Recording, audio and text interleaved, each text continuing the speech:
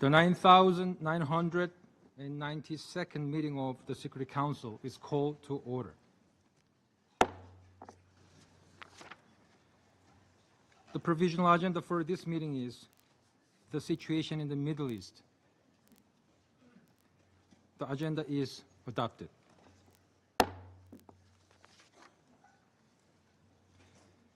In accordance with Rule 37 of the Council's Provisional Rules of Procedure, I invite the representatives of Egypt, Jordan, Kuwait, Iraq, Israel, Qatar, Turkey, and the United Arab Emirates to participate in this meeting. It is so decided.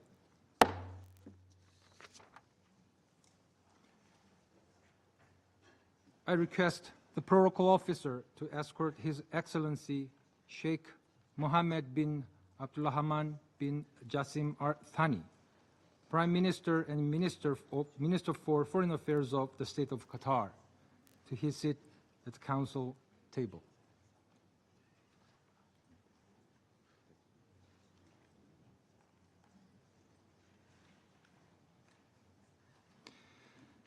On behalf of the Council, I welcome His Excellency Mr. Ayman Safadi, Deputy Prime Minister and Minister for Foreign Affairs and Expatriate of the Hashemite Kingdom of Jordan.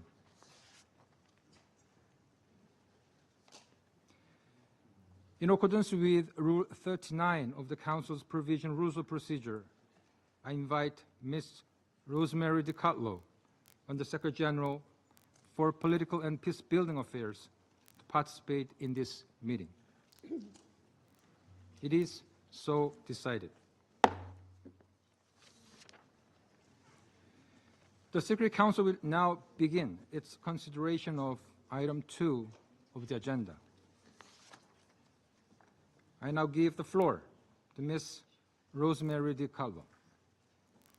Thank you, Mr. President.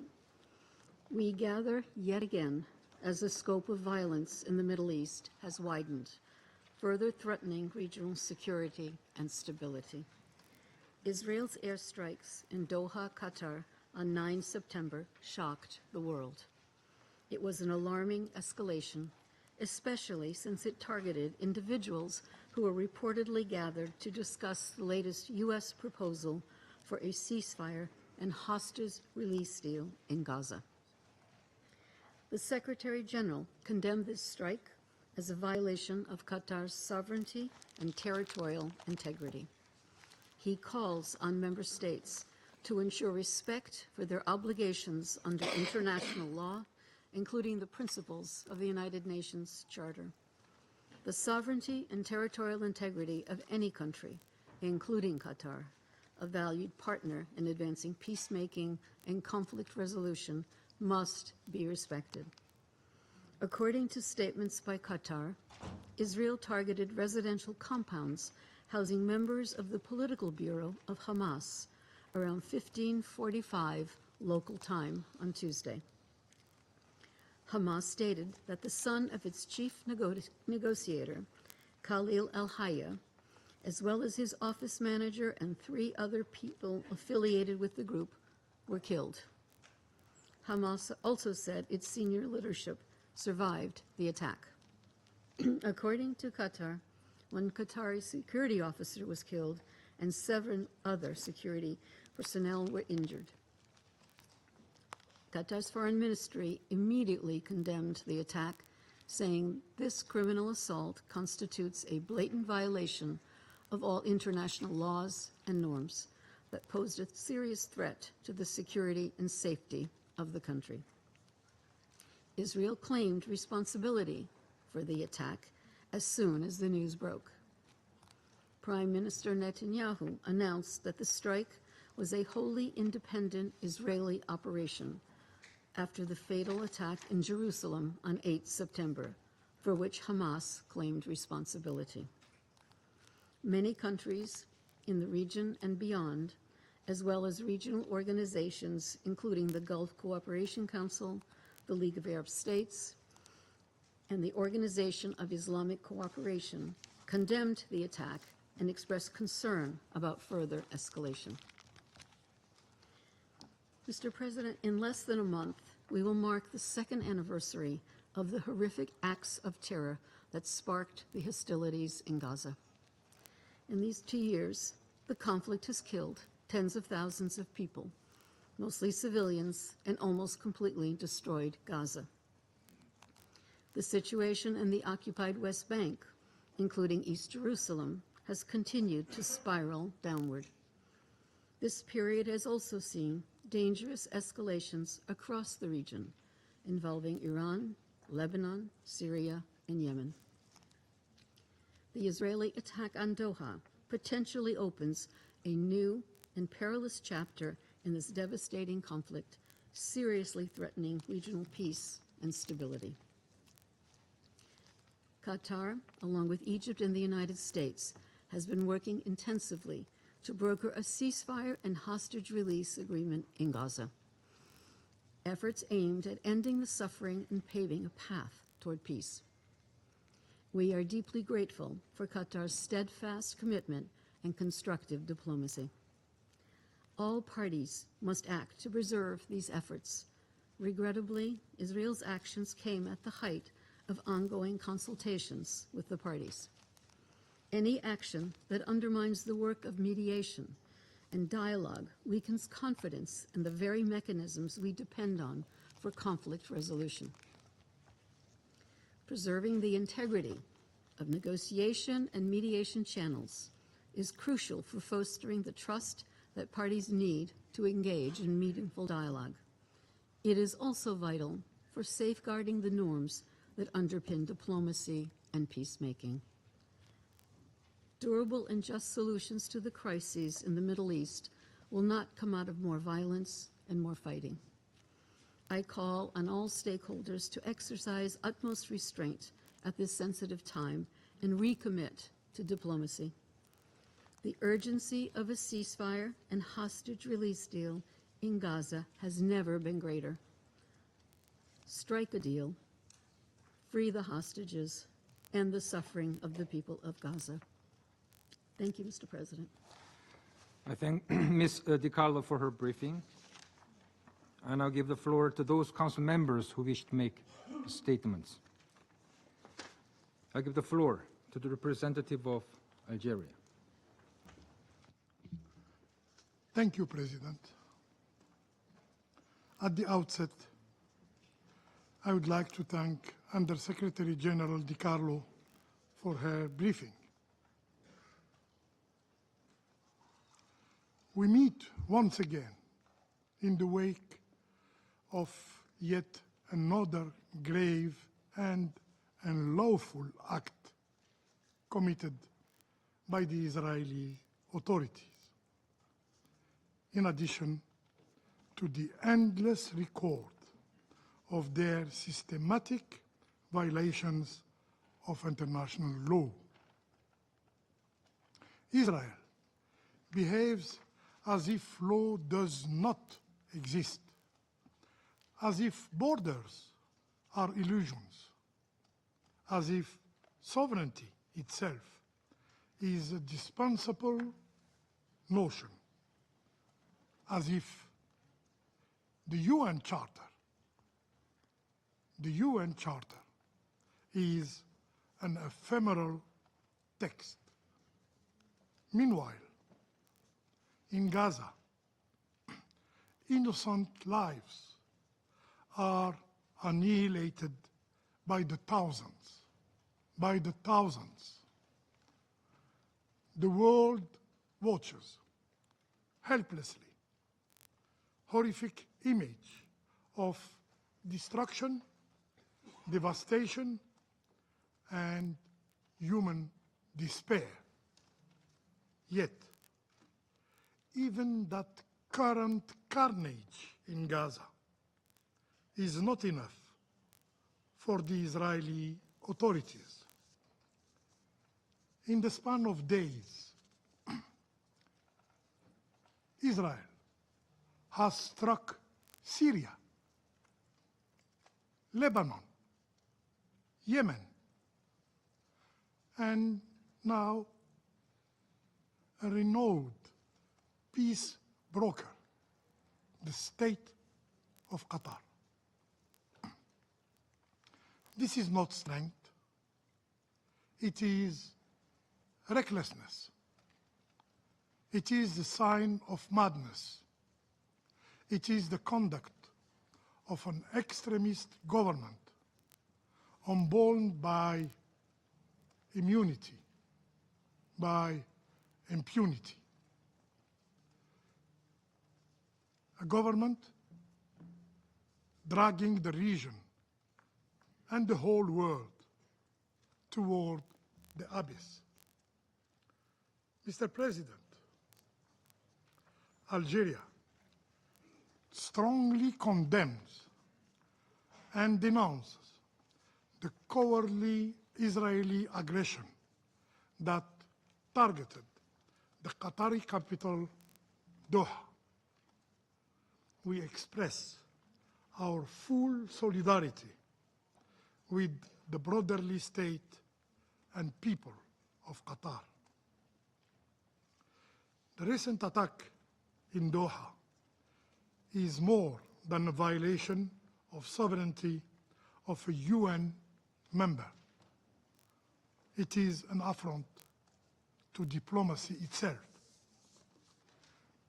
It targeted a commended mediator working tirelessly to end the bloodshed in Gaza. It is irrefutable proof that the Israeli occupying power does not seek peace, does not seek peace, does not seek the release of hostages, does not seek the end of hostilities, but thrive on war. President,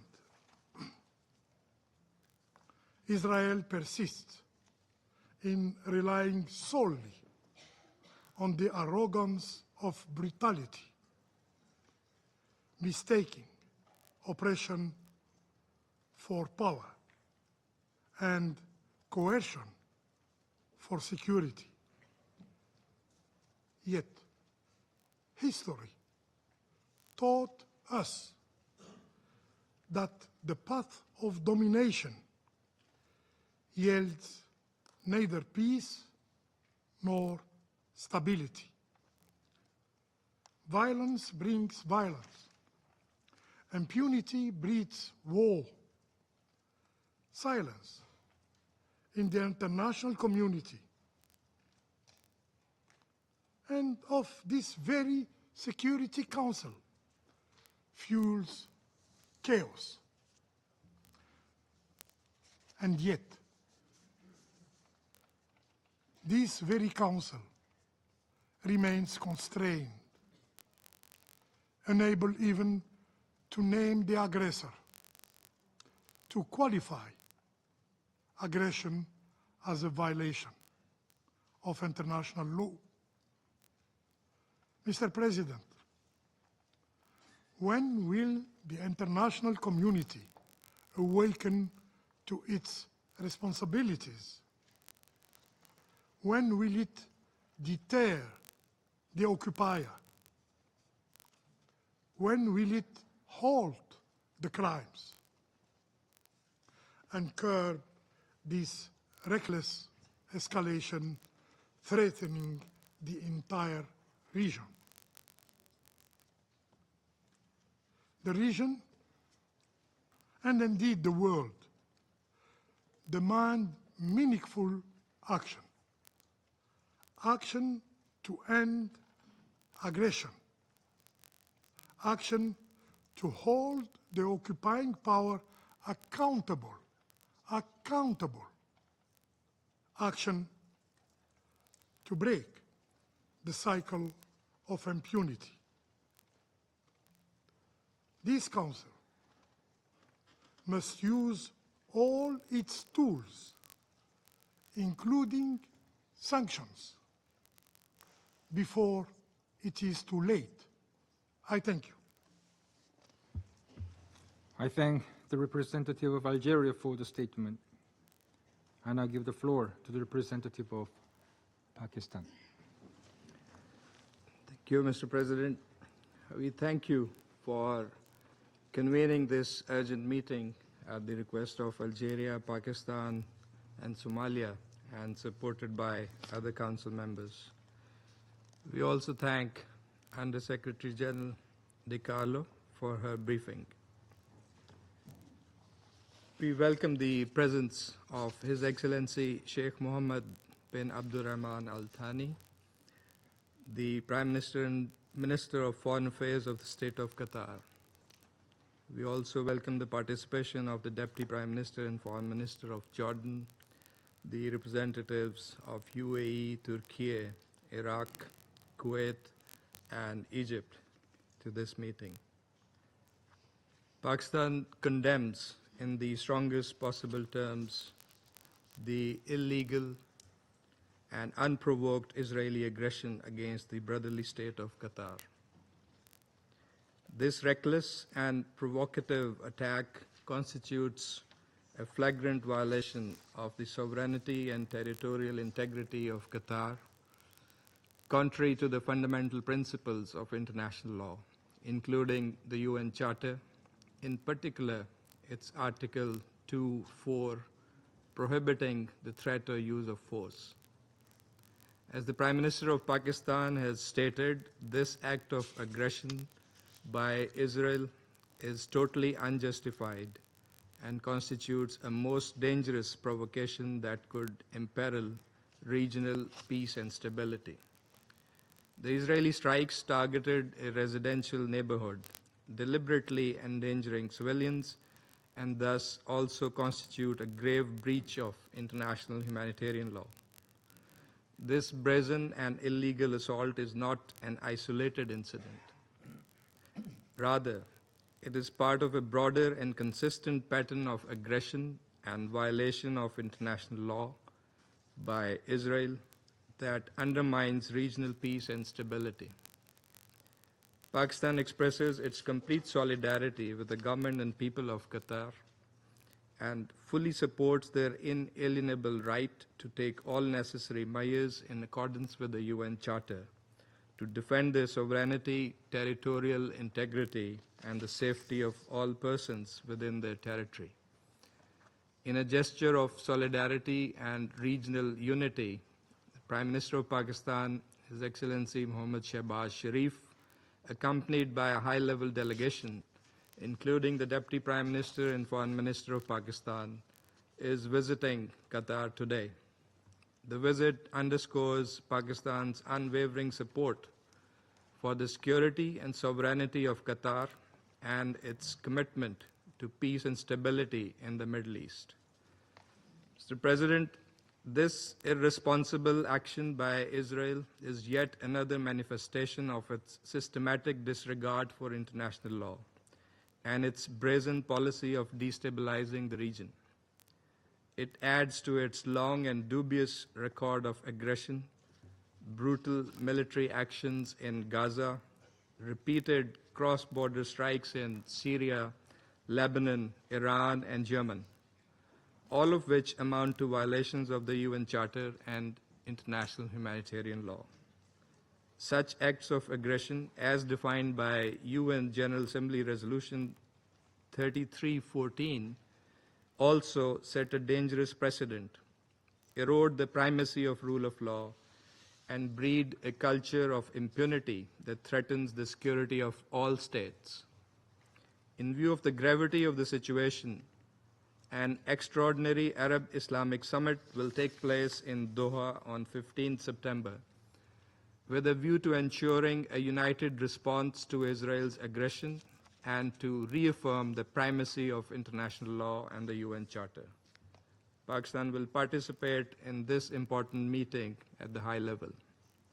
Mr. President, at a time when delicate negotiations on Gaza peace deal were progressing towards a possible breakthrough, striking the territory of a principal mediator and those directly involved in negotiations is a deliberate attempt to sabotage diplomacy derail peace efforts and prolong the suffering of civilians.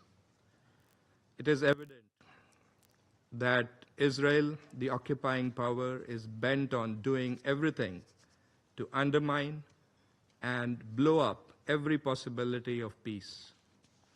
It also raises serious questions whether the return of hostages was indeed a priority. Clearly, Israel's destructive policies are incompatible with the international community's quest for peace and stability. Sadly, it has been emboldened by the weak response and inaction by this Council. Pakistan commends Qatar's important and constructive role in facilitating mediation efforts, including for a ceasefire and release of hostages, which has been widely and consistently appreciated by all Council members, together with the role of Egypt and the United States. We recognize Qatar's tireless and principled engagement with all parties, often under most challenging circumstances, to keep the channels of dialogue open and advance prospects of peace. Qatar has consistently demonstrated leadership, wisdom, and commitment to humanitarian principles, working in close coordination with regional and international partners to bridge divides, promote peace, reduce tensions, and alleviate the plight of the Palestinian people. Undermining such a credible and indispensable mediator threatens to extinguish one of the few viable pathways towards a just and lasting peace. Targeting Qatar is thus not only an attack on a sovereign state, but also an attack on diplomacy and mediation itself. Pakistan welcomes the Security Council's condemnation of the strikes in Doha and expression of support for the sovereignty and territorial integrity of Qatar in line with the principles of the UN Charter. The Council must go beyond, must hold Israel accountable, safeguard the role and protection of mediators engaged in peace efforts, and recommit to the centrality of international law and the UN Charter in maintaining international peace and security.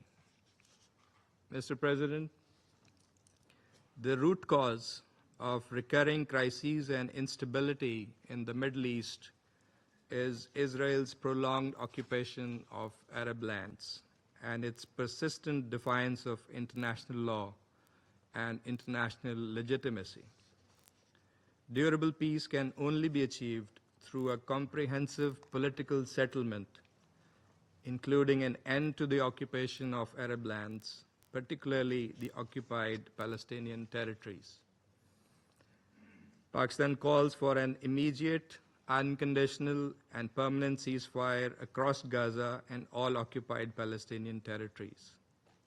Full and unimpeded humanitarian access to the besieged and starved Palestinian population, and reinvigoration of a genuine and irreversible political process to end the Israeli occupation, leading to the realization of a sovereign, viable, and contiguous Palestinian state based on the pre-1967 borders, with Al-Quds al-Sharif as its capital. Pakistan stands shoulder to shoulder with the leadership and the brotherly people of Qatar in defense of their sovereignty, dignity, and territorial integrity. We remain steadfast in our commitment to uphold the principles of international law and the UN Charter, and to work with the international community to secure lasting peace in the Middle East. I thank you. I thank the representative of Pakistan for the statement. I now give the floor to the representative of Somalia. Thank you, Mr. President.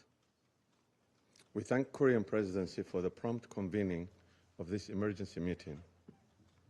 I also want to thank USG Ms. Rosemary DiCarlo for her comprehensive briefings on the alarming development unfolding in the Middle East. We welcome the participation in this meeting of His Excellency Sheikh Mohammed bin Abdulrahman Al Thani, the Prime Minister and Minister of Foreign Affairs of Qatar, His Excellency Ayman Safadi, Deputy Prime Minister and Minister of Foreign Affairs of Jordan, as well as the representatives from the region, mainly UAE, Turkey, Iraq, Kuwait, and Egypt. Mr. President, the Israeli airstrikes on residential areas in Doha, the capital of Qatar, on September 9th marks a grave and perilous escalation. It has far-reaching consequences, not only for the countries directly involved, but for the entire region and beyond. We unequivocally condemn this brazen act of aggression, which is flagrant violation of Qatar's sovereignty and territorial integrity, and risk the destabilizing an already fragile region.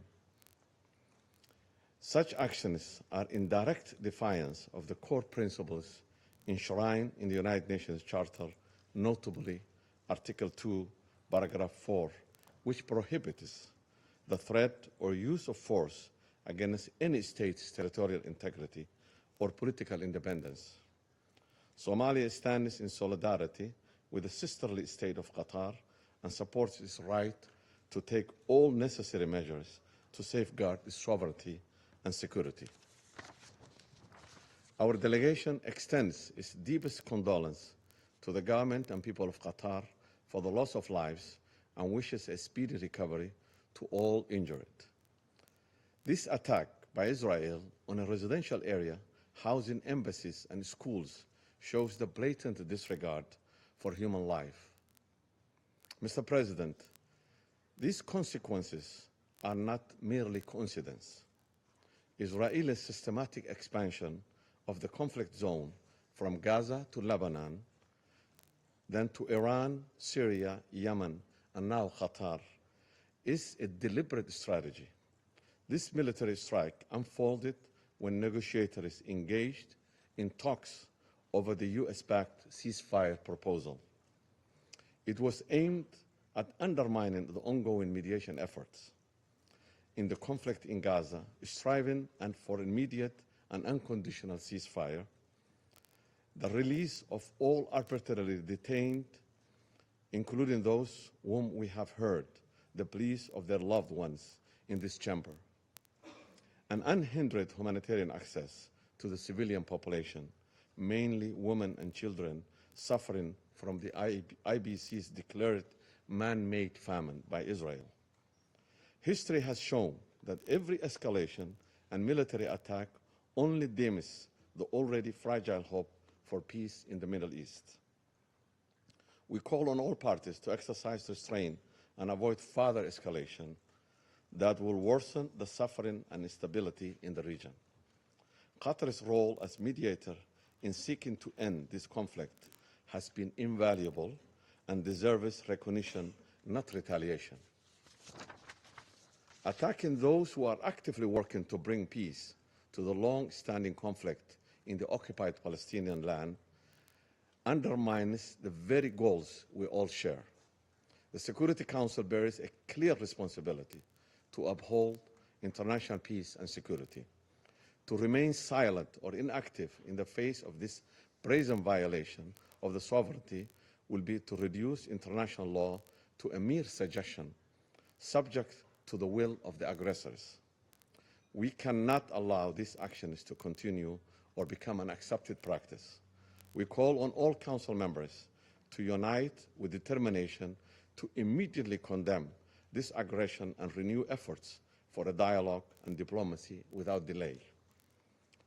True and lasting peace in the Middle East demands confronting the well-known root causes of perpetual instability in accordance with international law and its covenants. To conclude, Mr. President, Somalia reaffirms its unwavering solidarity with the people of Qatar and joins the international community in demanding a swift return to diplomacy and adherence to international legal norms and the principles enshrined in the United Nations Charter. I thank you. I thank the representative of Somalia for the statement. I now give the floor to the representative of United States. Thank you, Mr. President, and we welcome Korea's presidency of the Council this month. I would like to thank Undersecretary General Rosemary DiCarlo for your briefing. And the United States would like to offer our sincere condolences to the family of the Qatari Internal Security Force member killed in the attack. I would also like to welcome our distinguished guests today, Prime Minister Sheikh Mohammed bin Abdulrahman bin Jassim Al Thani, Foreign Minister Ayman Safadi, His Excellency Dr. Anwar Gargash, who are all with us. Unilateral bombing inside Qatar, a sovereign nation working very hard and bravely taking risks alongside the United States to broker peace, does not advance Israel's or America's goals. That said, it is inappropriate for any member to use this to question Israel's commitment to bringing their hostages home. Eliminating Hamas, which has profited off of the misery of those living in Gaza, is a worthy goal. Hamas and other terrorists must have no future in Gaza. Only after the terror group's removal can Gaza advance toward a better future, and can Israel be secure within its own borders. Colleagues, President Trump wants all of the hostages, living and dead, released, and this war to end now. And it will end if Hamas disarms, releases the hostages, and surrenders. But right now, Hamas continues to threaten Israel's security and deliberately prolong the anguish. That anguish must come to an end.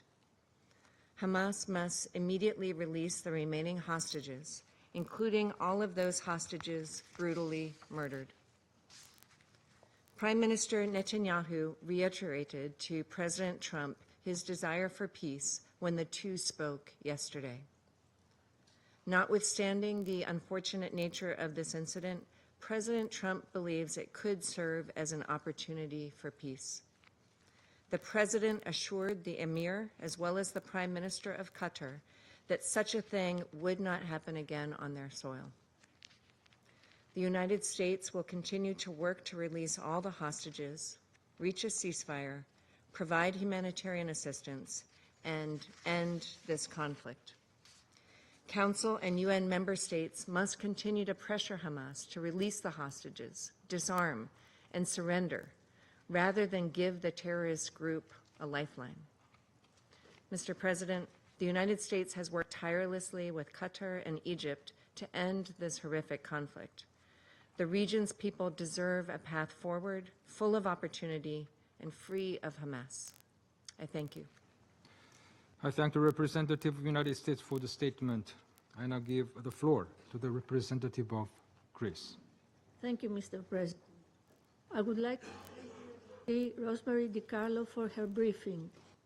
I also welcome the participation of His Excellency the Prime Minister of Qatar and His Excellency the Deputy Prime Minister and Minister for Foreign Affairs of the Hashemite Kingdom of Jordan. Mr. President, we find today's meeting on the recent Israeli strike targeting the political bureau of Hamas in Doha to be of particular importance. We are gravely concerned about the strike in Doha. It constitutes a violation of Qatar's territorial sovereignty and is contrary to international law. Any further escalation in the region is of deep concern to us, and we call for an immediate de-escalation. We also note that the strike is not conducive to negotiations toward reaching a ceasefire. Qatar has played a crucial and sensitive role in hosting and mediating ongoing negotiations between Israel and Hamas alongside the US and Egypt. We reiterate that the use of force must be at all times aligned with international law. Equally, the sovereignty and territorial integrity of all states must be upheld as a matter of principle. Greece has condemned on multiple occasions and in the strongest possible terms the October 7 terrorist attacks perpetrated by Hamas.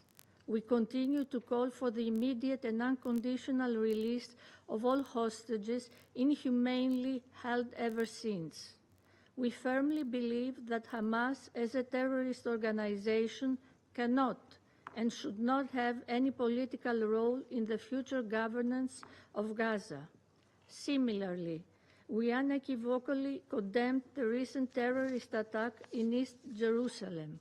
Both are abhorrent incidents which highlight the urgency of reaching a political solution, one that will bring stability and prosperity, breaking the cycle of violence. In this context, disrupting ongoing diplomatic efforts is dangerous. Mr. President, dear colleagues, the diplomatic channel spearheaded by the US, Egypt, and Qatar has provided thus far the only credible pathway for ending the suffering. It was through this channel that some hostages could rejoin their loved ones in the beginning of the year. It was through this channel that a ceasefire, allowing for much-needed relief for the suffering Palestinian population, was brokered back in January. As this suffering in Gaza continues and hostages remain in the captivity of Hamas, a ceasefire is once again sorely needed. Dialogue, no matter how fragile, must therefore be protected. It is absolutely necessary and essential for moving towards de-escalation and lasting peace. Echoing the statement of the Secretary General, we urge all parties to recommit to the diplomatic process with a sense of utmost urgency. The road ahead is difficult and challenging. Efforts aiming at a ceasefire must not be derailed. Only a ceasefire, paving the way for a political two-state solution, will allow for the spiral of violence to end. It must come to an end now. Thank you, Mr. President. I thank the representative of Greece for the statement. I now give the floor to the representative of Russian Federation. Господин председатель, благодарим председательство за оперативный созыв заседания в связи с ударом Израиля по Катару по запросу Алжира, поддержанному Пакистаном, Сомали, Францией и Великобританией. Признательны заместителю генерального секретаря ООН Розмари Ди Карло за брифинг. Внимательно изучили позицию катарской стороны, изложенную в письме, распространенном 9 сентября. Уверены, что подобные оценки произошедшего будут даны и премьер-министрам, министрам иностранных дел Катара. Приветствуем ваше участие в заседании, господин премьер-министр. Как и участие министра иностранных дел Иордании Аймана Сафади и доктора Гаргаша, Анвара Гаргаша, а также других участников. Господин председатель, Российская Федерация решительно осуждает осуществленную Израилем 9 сентября атаку на жилой комплекс в Дохе, целью которой были объявлены находившиеся там высокопоставленные члены руководства палестинского движения «Хамас». В результате этого вопиющего нападения, по предварительной информации, погибли 6 человек, включая сотрудника МВД Катара. Пострадали подданные Эмирата. Крайнюю обеспокоенность вызывает то, что ВВС Израиля нанесли удар по кварталу катарской столицы, где расположены иностранные посольства. Например, российская дипломатическая миссия находится в 600 метрах от места атаки. А также жилые дома, оживленные трассы, а также несколько школ и детских садов.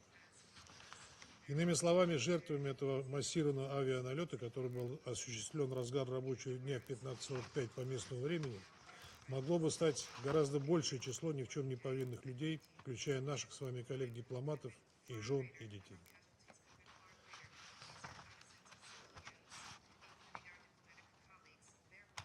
Грубое нарушение суверенитета государства, а также создание серьезной угрозы безопасности мирным жителям не могут иметь никаких оправданий. Полностью разделяем оценки Генерального секретаря ООН о недопустимости израильских атак на Катар, представляющих собой посягательство на территориальную целостность независимого государства. Разделяем слова генерального секретаря и о положительной роли Катара в его стремлении положить конец длящейся уже почти 2 года войны в секторе Газа. Особый цинизм заключается в том, что Доха, как один из ключевых посредников между палестинцами и израильтянами, на протяжении последних месяцев ведет неустанную работу по прекращению кровопролития в Газе и освобождению удерживаемых лиц. Руководство Хамас по поступающей информации было готово пойти на заключение таких договоренностей, и именно в момент ракетного обстрела 9 сентября руководство движения обсуждало в Дохе очередное предложение спецпосланника Соединенных Штатов Стивена Уиткофа. Таким образом, удар нанесен не только по Катару как суверенному государству, причем не вовлеченному в арабо-израильский конфликт, но и в целом по усилиям посредников, по самой возможности дипломатического решения палестино-израильского конфликта. Очевидно, что израильская вылазка будет иметь самые серьезные последствия как для и без того чудовищной ситуации в Газе, так и для безопасности обширного региона Ближнего Востока. Господин председатель, к сожалению, то, что произошло 2 дня назад, не случайность, а закономерное следствие абсолютной безнаказанности Западного Иерусалима, раз за разом испытывающего границы дозволенного и открывая для себя все новые рубежи, пользуясь международным дипломатическим прикрытием со стороны Вашингтона. Причем реализация произвольных силовых акций Израиля камуфлируется под лозунги о мнимых угрозах для безопасности еврейского государства с так называемых 7 фронтов. Мы все прекрасно помним, как в ночь на 31 июля 2024 года в Тегеране был убит бывший тогда главой политбюро Хамас Исмаил Хания. В то время лидер палестинского движения находился в Исламской республике по официальному приглашению для участия в церемонии инаугурации избранного президента Исламской республики Иран Масуда Пезешкиана. Тогда политическое убийство было совершено с той же самой целью – нанести серьезный удар по опосредованным переговорам между Хамас и Израилем, направленным на прекращение огня в секторе Газа. Удар по Катару, где размещена крупная американская военная база, стал принципиально новым витком региональной эскалации. Если израильтяне готовы устранять своих политических оппонентов в весьма близком для своего главного союзника государства, что останавливает их от аналогичных действий в любой иной столице мира? Зачем в принципе вести скрупулезные переговоры по прекращению огня и освобождению заложников, если можно просто пустить своему собеседнику пулю в лоб?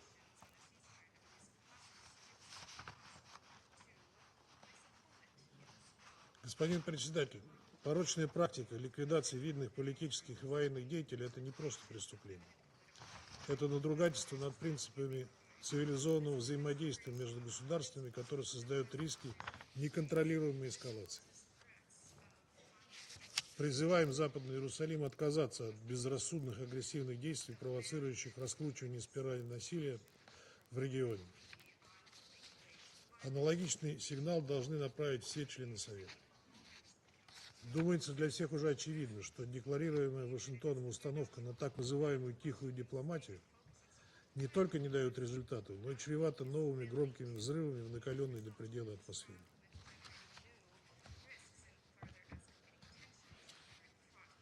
А ведь именно ссылаясь на нее, американская делегация вот уже почти 2 года блокирует любые усилия на площадке Совета Безопасности. Сложно сказать, какой еще гром должен грянуть, чтобы в Вашингтоне наконец осознали, что многосторонняя дипломатия в рамках Совета не просто не препятствие, а единственный и крайне важный в нынешних условиях инструмент, необходимый для того, чтобы переломить ситуацию на земле.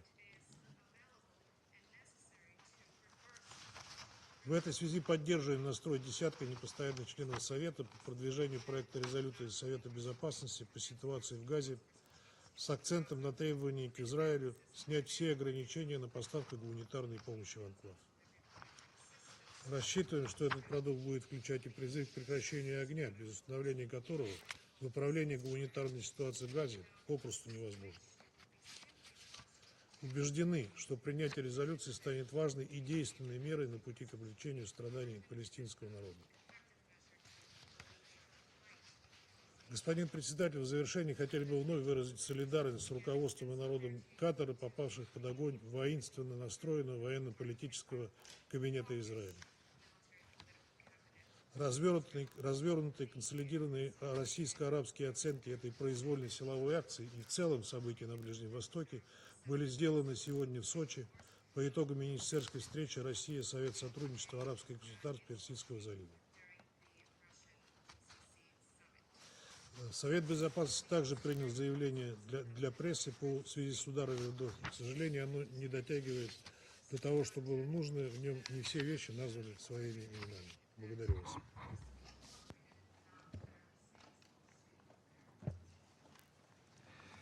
I thank the representative of Russian Federation for the statement. I now give the floor to the representative of Denmark. Thank you, Mr. President. And let me also thank Undersecretary Di Carlo for his sobering briefing. Mr. President, we meet today at a tense moment for the Middle East region, in the wake of Tuesday's Israeli strikes on Hamas targets in Doha. At the outset, let me be clear that this serious violation of the sovereignty and territorial integrity of Qatar is unacceptable. We condemn these strikes in line with the press statement agreed by all Council members. It raises serious questions under international law. Your Excellency Prime Minister Atani, Denmark expresses our most sincere solidarity with you, your government, and the people of the state of Qatar. Thank you for your presence here today and for your commitment to peace, mediation, and multilateral dialogue. I also welcome His Excellency Deputy Prime Minister and Foreign Minister Safadi and His Excellency Dr. Gagash to the Council. Mr. President, we've said it before, but it remains equally relevant today. With countless lives at stake across the Middle East, it is imperative that all parties exercise maximum restraint. The region can simply not afford further escalatory spiral of violence. Its people cannot and should not have to bear any more conflict and trauma. At this critical moment, we call on all parties to refrain from steps that risk igniting tensions and deepening regional instability. Diplomacy and dialogue must remain the first ports of call. Mr. President, around this table, we all regularly urge for restraint. All the while, the war in Gaza continues to rage. To be clear, this war must end immediately. Every effort must be made towards this objective, including from this Council. Every day, the devastating humanitarian consequences are made painfully clear. There's famine in Gaza. People are starving to get in Gaza. Civilian infrastructure is destroyed. The list of horrors is long. We have a responsibility to act as a Council, as an international community, as human beings. The immediate priorities remain threefold: an immediate, unconditional, and permanent ceasefire, the unconditional and dignified immediate release of all hostages, and the lifting of all restrictions on humanitarian aid into Gaza. All parties must work urgently towards achieving these aims. Mr. President, Denmark reiterates its firm condemnation of the terrorist attacks on October 7 perpetrated by Hamas. As we have repeated countless times, there can be no justification for this attack, nor for the undignified treatment of the hostages, and there can be no role for Hamas in Gaza. We have also consistently stressed that Israel's response must be exercised in full compliance with international law, including international humanitarian law. In closing, Mr. President, peace cannot be built on the rubble of destroyed buildings and cities, but on the firm foundation of dialogue and negotiation, a foundation that Qatar, along with the United States and Egypt, has been diligently and tirelessly working to create. These efforts have Denmark's full support. They offer a future that conflict never can, a future defined not by fear, not by a constant risk of escalation, but by stability for all countries and all people of the region. This is the challenge that the international community, and especially this Council, must rise to meet. This is not only demanded for the Council, but also the very mission of this organization. We must spare no effort to achieve it. I thank you. I thank the representative of Denmark for the statement. I now give the floor to the representative of United Kingdom. Thank you, President. And I'd like to thank USG DiCarlo for her briefing today. I'd also like to warmly welcome to the Chamber His Excellency the Prime Minister of Qatar, His Excellency the Deputy Prime Minister of Jordan, and His Excellency Dr. Gargash of the UAE. I'll make 3 points. First, let me underscore this from the outset.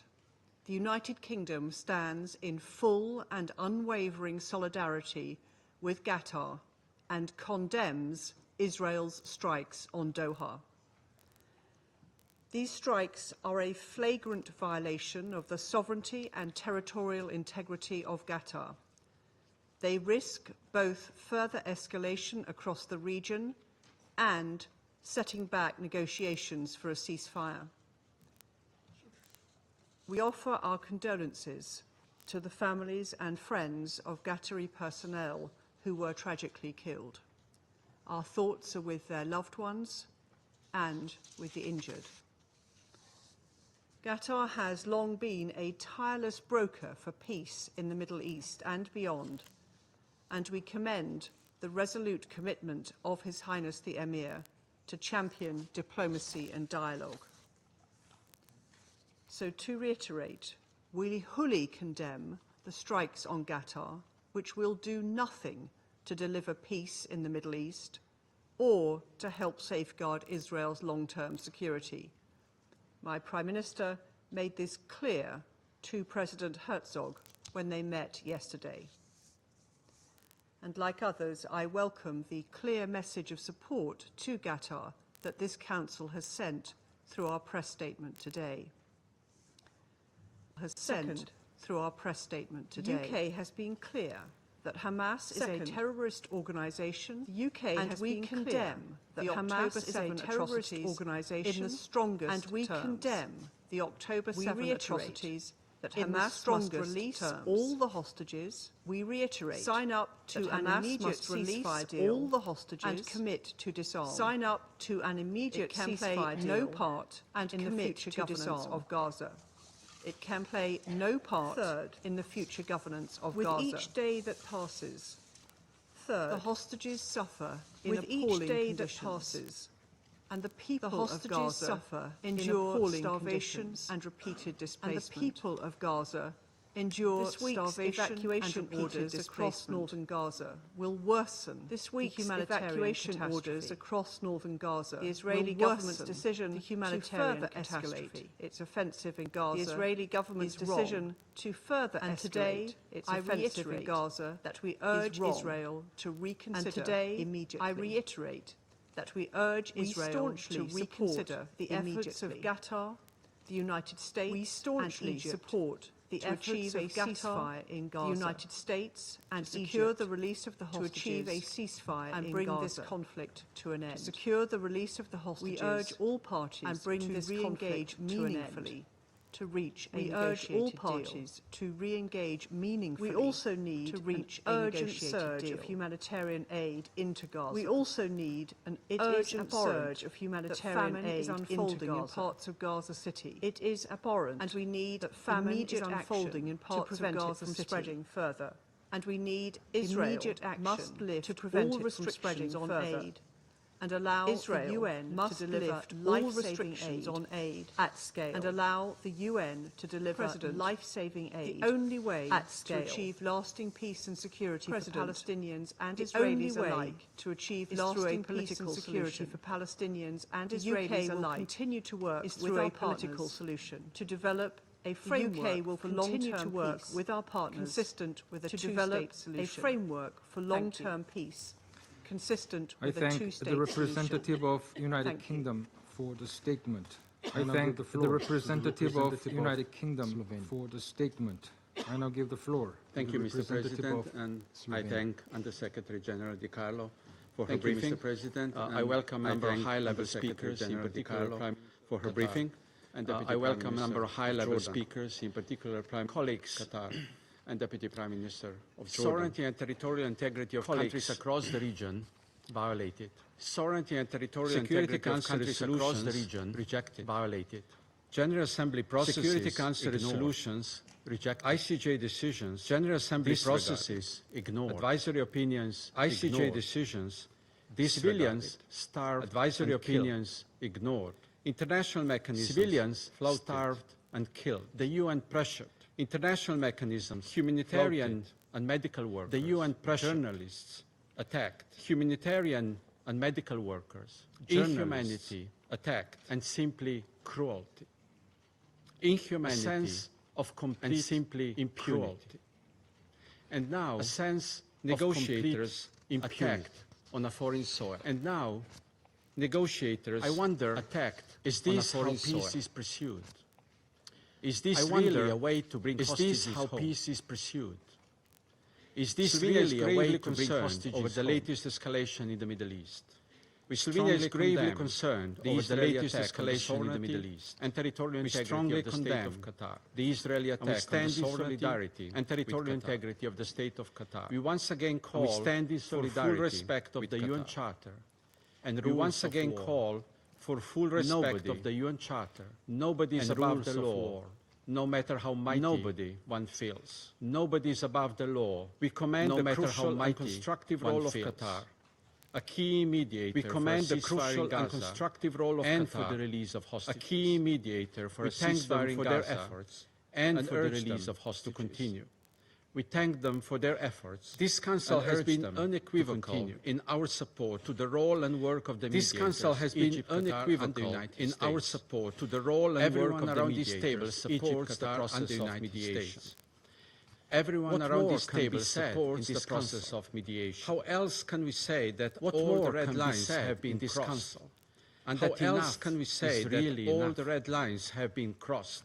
Colleagues, and that it's not the attempts of the Council members that are preventing solutions. It's not the attempts it is allowing this sense of impunity that are preventing solutions to continue. It is allowing this sense of impunity of Israel are announcing bilateral measures aiming at Israeli government. That's why country after country are announcing bilateral measures policy aiming at Israeli government to reconsider its current policy and to return to respect our response to persistent violations of international humanitarian law. They are our response to persistent violations of international humanitarian law, a flawed impunity to negotiation. And to what we now clearly see, all these measures are not gestures to negotiation. They are not performative actions. All these measures are not sincere acts of countries, they are not leaders and global public. Conscious of our responsibility to humanity, leaders and global public, and of our promise, conscious of our responsibility to humanity, colleagues, and of our promise on this day of 9/11, when we commemorate horrible terror attacks on this day of 9/11, and when we commemorate horrible terror attacks on the United States, Slovenia reaffirms its resolute stand against terrorism. Slovenia reaffirms its condemnation of the Hamas brutal attack on 7 of October. We repeat our condemnation of the Hamas brutal attack on 7 the latest terror attack on civilians in Jerusalem. To strongly condemn the latest terror attack. This is yet another reason for peace efforts in Jerusalem to double. In words of Undersecretary General De Carlo, the urgency has never been greater. In words of Undersecretary General De Carlo, and the urgency has never been greater. Mr. President, this war in the midst of the latest escalation must end. Gaza humanitarian catastrophe continues. In the midst of the latest escalation, window of opportunity to prevent catastrophe continues. Famine from spreading across the Strip, opportunity to prevent famine.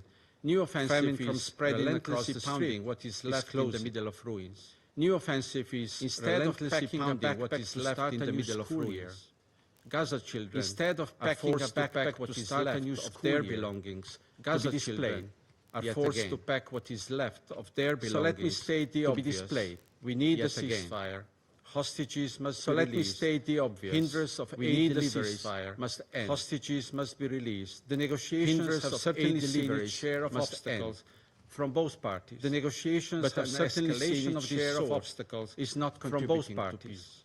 But an escalation of this sort for a renewed commitment to negotiations in good faith. We appeal by both parties for a renewed commitment to negotiations in good faith. I thank the representative of Slovenia for the statement. Thank you. And I give the floor to the representative of Slovenia for the statement. Muchas gracias, señor presidente.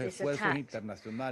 There may have been victims from other friendly countries, and that undermines international friendly efforts to guarantee that we have a stable, safe environment crucial for dialogue and negotiation. Mr. President, what occurred in Doha is part of a spiral of violence, which is also reflected in the attacks waged against a humanitarian flotilla in Tunisia and more generally in the devastating situation in Gaza and the West Bank. Panama prioritizes negotiation and dialogue as the only legitimate pathways towards a lasting peace. With that in mind, we invite parties to demonstrate in deed that they are seeking a genuine peace agreement and not seeking to extend the conflict. Moreover, we here underline the fact that no goal, as legitimate as it may be considered to be, can justify the use of means which violate international law or the principle of protecting human life. Panama asks the parties to exercise the utmost restraint. We urge them to step up their efforts to urgently achieve a sustainable ceasefire to facilitate the immediate and unconditional release of all hostages and to guarantee the safe, appropriate and sustained access of humanitarian aid, vital humanitarian aid to Gaza at scale. The experience of the temporary truce, however short and fragile it was, demonstrated that it is possible to halt human suffering, just as it is to allow the effective delivery of humanitarian aid in an unfettered way and to make progress with releasing the hostages. Mr. President, a source of grave concern is the notion of wishing to justify and wage war on the basis of the premise that the ends justify the means, whatever those ends may be. En el caso de Oriente Medio, esa lógica solo ha dejado y dejará our principles must be upheld, whoever is concerned.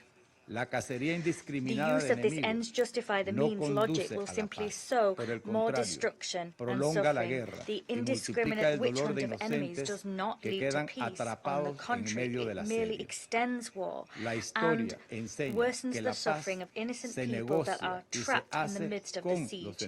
History has taught us that peace is something negotiated and made with our enemies. The time has come to choose restraint and to allow room for diplomacy before new actions further exacerbate the crisis. Panama reiterates that there is no military solution. Only a comprehensive, just and lasting political process based on international law and on the relevant resolutions of the United Nations, as well as on the principle of two states and their peoples living in peace and security, will be able to guarantee the stability of the region and the safety and security of all. Thank you. I thank the representative Panama for the statement, and I give the floor to the representative of Sierra Leone. Mr. President, thank you for convening this emergency meeting of the Security Council. Mr. President, thank you for convening this emergency meeting of the Security Council for a briefing. And I also thank Undersecretary General, although in very difficult circumstances, for a briefing. I welcome to the Council His Excellency, although in very difficult circumstances, I welcome to the Council His Excellency Prime Minister and Minister for Foreign Affairs Abdurrahman bin Jassim Al Thani, and express Prime Minister and Minister for Foreign Affairs of the State of Qatar of Sierra Leone, and express also not only our commendation for Qatar's valuable global mediation efforts, but also in conflict, our commendation for Qatar's valuable global mediation efforts, in the Middle East, as well as conflict in Africa situations.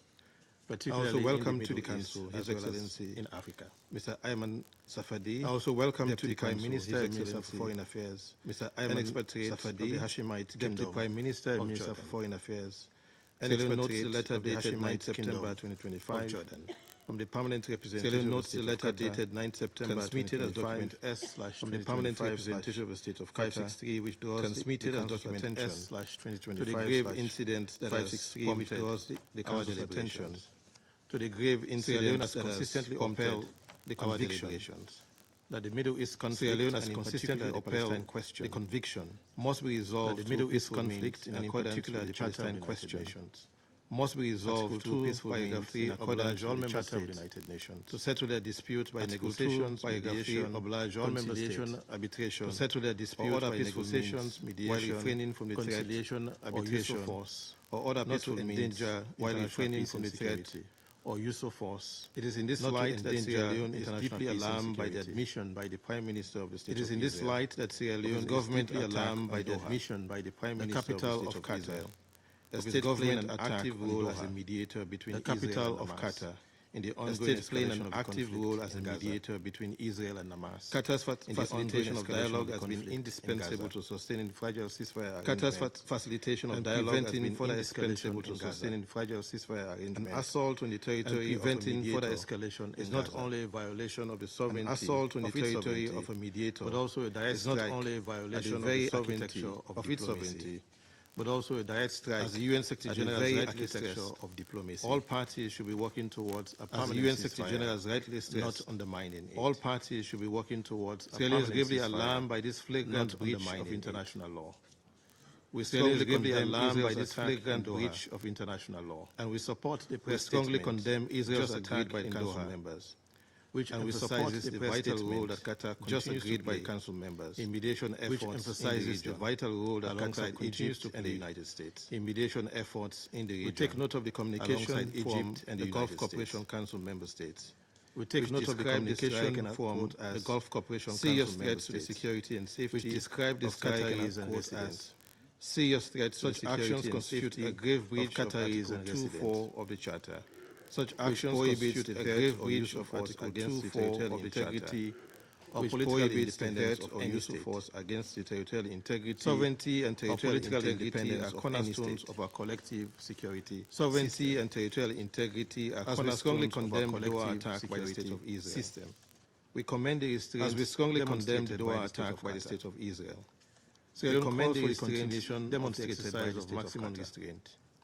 The peaceful calls for the continuation of the exercise of full respect for the sovereignty, the peaceful resolution of the integrity of the State of Qatar, and full respect for compliance with international law and territorial the Charter of the United Nations, and in compliance with relevant Security Council resolutions. The Charter of the United Nations states with influence provisions of relevant Security Council resolutions for de-escalation and states with influence must leverage such influence, Mr. President, for de-escalation and peace beyond the violation of sovereignty. Sierra Leone is gravely disturbed by reports beyond the violation of sovereignty of individuals. Sierra Leone is gravely disturbed by reports of targeted assassinations of individuals under international law, particularly who should be considered international humanitarian law. Under international equally law, troubling are reports of such assassinations in residential areas. Equally troubling are reports of such assassinations in residential areas. And their additional protocols. The Geneva Convention prohibits violence against civilians. And all persons not taking a direct clearly prohibits violence against civilians. And all persons not taking a direct forbid violence to life and person. In the Geneva Convention, murder of all kinds forbids violence to life and person. Not taking active part in particular, murder of all kinds against mediators, negotiators, not taking medical part in hostilities. Journalists, humanitarian mediators, negotiators, and civilians remain under the protection of international law. Humanitarian staff, willful civilians remain under the protection of breach of the Geneva Conventions. And willful killing of such persons constitute a grave breach by the deliberate targeting of civilians and mediators under safe conduct. We are appalled by the deliberate targeting of civilians and mediators under safe conduct. And non-combatants, acts that undermine, including those not taking part in hostilities, and non-continuous combat function, including those not taking part in areas of hostilities. We know continuous combat function. We must be clear. And outside areas of hostilities. International law does not recognize revenge. We must be clear. International law does not recognize revenge on the use of force against international law recognizes only lawful self-defense. All collective action on the use of force against imminent unlawful attack. All collective action motivated by revenge, retaliation are illegal. Acts no justification can excuse deliberate retaliation are illegal. Who are not engaged. No justification can excuse deliberate attacks on those who are not engaged in active combat functions. This development points to a larger challenge confronting the international community. This development points to a larger challenge confronting the international community. Serious violation of the UN Charter. The persistence of impunity in the face of serious violation of the UN Charter. When such acts are met with silence or selective responses. Perpetrators are emboldened met with silence or selective responses. Eroding the credibility. Perpetrators are emboldened to continue legal order. Eroding the credibility for the Council failure to respond risk-reducing this body to a bystander for the Council failure to respond risk-reducing this body and would amount to a referendum in the very crisis system was mandated to address. And will therefore urge this Council to affirm unequivocally the inviolability of the sovereignty therefore urges this Council to affirm unequivocally and all member states inviolability of the sovereignty unlawful assassination integrity of Qatar of protected persons and all member states to ensure that unlawful assassination to all perpetrators accountable under international law are thoroughly investigated and to redouble efforts to bring the current accountable under international law through a genuine good faith and to redouble efforts to bring the current conflict to an end and lasting peace through a genuine good faith negotiations. Mr. President, as we speak to the violations of the sovereignty of the state of Qatar, Mr. President, as we speak to the violations of the sovereignty in both the West Bank and Gaza, in the state of Palestine continues, in both the West Bank and Gaza, we remain gravely concerned about the humanitarian catastrophe in the Gaza Strip. We remain gravely concerned about the humanitarian catastrophe in the Gaza Strip and evacuation orders in Gaza with the declared famine, bombardment, displacement, and evacuation orders and rhetoric convincing genocidal intent. Mass displacement. We are equally gravely concerned about the plight of hostages.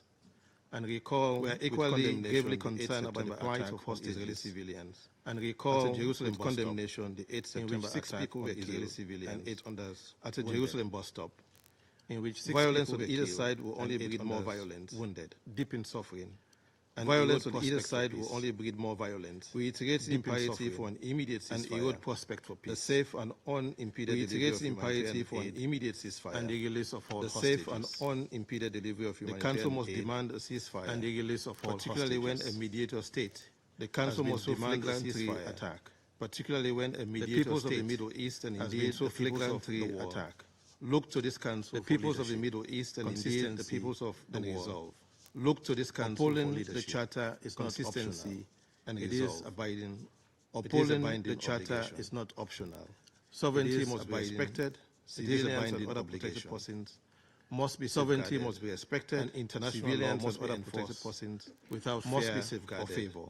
And international law only by doing so without fear and impunity. Restore confidence only by doing so international legal can order. We end impunity and open the path. Restore confidence in the rules-based international legal order. As the Irish poet and William Butler Yeats won in the Second Coming. As the Irish poet immortalized William Butler Yeats won by the Nigerian author in the Second Coming. Chinua Achebe and I immortalized in Things Fall Apart by the Nigerian author the center cannot hold. And I quote, "Mere anarchy is fall apart on the wall. And the center cannot hold." The United Nations is the center of the post-1945 end of quote. Multilateral rules-based. The United Nations is the center of the Security Council with its nucleus for peace. Multilateral rules-based system. And the Security Council now with unity and determination. Anything less we must therefore act now with unity our collective and responsibility. And anything less will peoples of the wall of place. Our collective responsibility. The system as the peoples of the wall of place in us. It risks the system apart. As we know, and anarchy would indeed be loose. It risks falling apart. I thank you. And anarchy would I thank the representative of Sierra Leone for the statement. I now give the floor. I thank the representative of Sierra Leone for the statement. Thank you, Mr. President, and thank you for convening this briefing. Thank you, Mr. President. Urgency. Thank you for convening this briefing with the requisite urgency. I welcome the participation of His Excellency the Prime Minister of Jordan in today's meeting. His Excellency I also thank the delegations of Algeria, Pakistan, in today's meeting for requesting I also thank the delegations of Algeria, appreciation to Under-Secretary General Rosemary DiCarlo for the important information to Under-Secretary General regarding Israel's military strike on Doha. Provided regarding Israel's military strike on Doha. This violent act by Israel, Mr. President, which is Guyana flagrant violation of international law by Israel, and a direct, which is unprovoked flagrant violation of international and territorial and a direct and unprovoked assault on the sovereignty. We noted the destruction caused by the attack, and that a Qatari national was killed. We noted the destruction caused by the attack, and that a Qatari national was killed. Of the state of Qatar. We express our full solidarity with international law is under threat, and the Middle East region. Mr. President, international law is under threat of too many frequent and serious unfortunately been the theater of too many frequent and serious violations and now Qatar have all suffered violations of their sovereignty and territorial integrity, have all suffered violations of their following unilateral decisions by the latter, to militarily strike following unilateral decisions by the latter. We received to militarily strike these on Yemen involving strikes on civilian and residential Israel's attack on Yemen and the killing of several persons. Strikes on civilian and residential facilities strong condemnation of these violations of international law. Guyana reiterates calls for strong condemnation of these violations of international law. The culture of impunity must not be allowed to take for these crimes. And this is precisely the culture of impunity what is happening must not be allowed to take of the Council's inability to respond what is happening in the face to these breaches of the Council's inability to respond decisively. Israel's protracted war in Gaza and its unlawful occupation Israel's protracted war in Gaza remain at its unlawful of the occupation of Palestinian territory, ending the war in Gaza and resolving the question of Palestine are therefore ending the war in Gaza and resolving the question of Palestine are therefore urgent priorities that the Council must advance pursuant to its responsibility. We further stress that the efforts of mediators to end the war in Gaza and to secure the release of the remaining hostages to end the war in Gaza and to secure the release of the remaining hostages are seriously undermined and complicated. The success of the mediation efforts depend on the good faith engagement the success of the mediation effort, the bombing of representatives of one party in the territory of one of the bombing of representatives of one party in the territory of one of the actions also belie setting back stated commitment. Israel's actions also belie the state of Qatar has been a consistent ally in fighting terrorism. The state of Qatar has been a consistent in the mediation efforts in fighting terrorism, the United States and has been instrumental to bring about a diplomatic solution alongside the United States and Egypt, and to secure the release of diplomatic solution to the war in Gaza. Israel's recent and to secure the release of hostages in any way help these efforts. Israel's recent in the context of the foregoing do not in any makes the following four appeals. In the context of the state of Qatar, Guyana makes the following for the unlawful act committed against it by Israel. The state of Qatar must be redressed for the unlawful act is premised on the rule of law, Israel, and states cannot simply contravene international law and the UN Charter, and states cannot simply contravene international law and the UN Charter. Repeated violations of international law, unilateral, if consistently met with no firm response from international organs, such as the United Nations Security Council, no firm response from international organs, chaos, such as the United Nations Security Council. Second, risk Israel's brutal war in Gaza and must end immediately. Second, unconditionally, Israel's brutal war in Gaza must end immediately. The catastrophic and man-made suffering to which civilians are subjected. The catastrophic has now man-made suffering to which civilians are subjected. Painful reminder and which has now escalated this war continues a daily and painful reminder of how much Guyana urges the Security Council to take appropriate and urgent action. Guyana urges the Security Council to take appropriate and urgent action in keeping with its responsibility. Guyana appeals to Israel to cease its warmongering in the already volatile Guyana appeals to Israel to cease too many fires have been ignited in the region, presenting serious risks. Too many fires have been ignited in the region. Israel must abide scrupulously to international peace and security.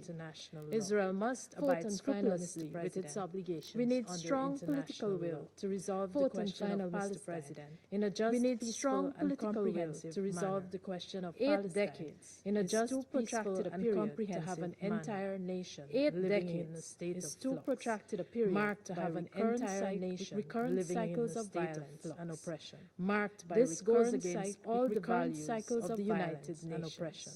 Until we settle against all the values of the United Nations, our work will not be truly until we settle the Palestinian question. We urge all council members and the wider membership of the United Nations to resolve all council members and the wider membership of the United Nations would be the year in which we take 80th year of our positive actions for the Palestinian year in which we take their just struggle and positive actions for the Palestinian people. Guyana resolves to doing its part and self-determination.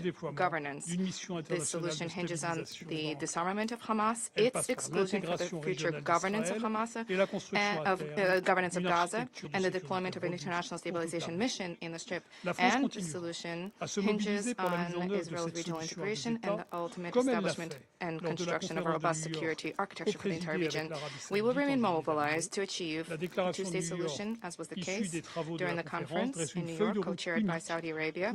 In July, the New York Declaration, the outcome of the work of the conference, sets out a unique roadmap to make the two-state solution a reality. This conference, which will undertake its next step on the 22nd of September during the high-level week of the General Assembly, generates unprecedented political momentum for peace and security for all in the region. This is a path towards peace. Thank you. I now give the floor to the representative. I thank the representative of France for the statement. I now give the floor to the representative of China. Thank you, President. I thank Algeria Pakistan, and Somalia for their initiative in organizing this meeting.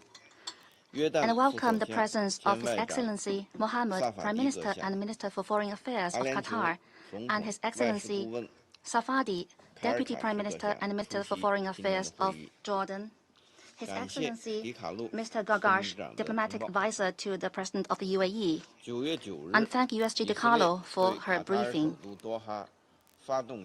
On September the 9th, Israel launched an attack on Doha, the capital of Qatar, in flagrant violation of Qatar's territorial sovereignty and national security, international law, and the UN Charter, and efforts to achieve peace. China resolutely opposes this and strongly condemns such an act. It is well known that Qatar, as an important mediator in the ceasefire negotiations, has made great efforts to promote the ceasefire and restore peace in Gaza, which has been highly appreciated by the international community. We note that on September 7th, the U.S. put forward a new ceasefire proposal and claimed that Israel had agreed to it. However, just 2 days later, a Hamas delegation which was discussing the ceasefire proposal was attacked by Israel. Such an act of bad faith, irresponsibility, and the deliberate sabotage of the negotiations is indeed despicable. China is deeply concerned that the attack could lead to further escalation of tensions in the region. We must point out that this incident is closely related to the long-standing differing positions of some non-regional countries regarding the Middle East issue. We would like to advise these major countries, in the interest of regional peace and stability, to take a fair and responsible stance to play a constructive role along with the international community in promoting a ceasefire and cessation of hostilities and in easing tensions in the region. I would like to reiterate that military means and the indiscriminate use of force are not the way out of this problem, and that an immediate ceasefire is the right way to save lives and bring the hostages home. China strongly calls on all parties concerned, in particular Israel, to work harder to ease the fighting and resume negotiations,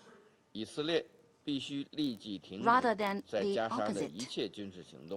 Israel must immediately cease all military operations in Gaza, fulfill its obligations under international humanitarian law as an occupying power, fully restore humanitarian access, and support the relief operations of the UN and other humanitarian agencies. President, the Gaza conflict has been going on for almost 2 years, resulting in a humanitarian catastrophe that is appalling and unprecedented in nature. During this period, we have witnessed over and over again the violation of international law and the undermining of the basic norms of international relations. The world cannot return to the law of the jungle, and the Middle East cannot remain in a state of perpetual war. As the primary organ for the maintenance of international peace and security, the Security Council has the responsibility to safeguard international order and the rule of law, and to promote regional peace and stability. The Council is now discussing a draft resolution on the humanitarian issue of Gaza. China supports Council's immediate action to end the fighting in Gaza and to ease the humanitarian catastrophe, and calls on the Council members and the international community to make joint efforts to this end. I thank the representative of China for the statement. I shall now make a statement. I thank the representative of China for the statement. I shall now make a statement in my capacity as representative of. I also thank ESG Rosemary DiCarlo for her briefing. I also thank ESG Rosemary DiCarlo for her briefing. That another unacceptable, deeply incident happened. That another the ongoing instability and tensions incident happened. The Security Council's instability and released today clearly exemplifies the Security Council's collective voice today clearly. The international exemplifies the collective voice. Israeli attacks targeting Qatari soil on Tuesday represent Israeli attacks targeting grave violation on Tuesday represent yet another. One of the core principles under the UN Charter is clear. Sovereignty. One of the core principles under the UN Charter is clear. Must be respected.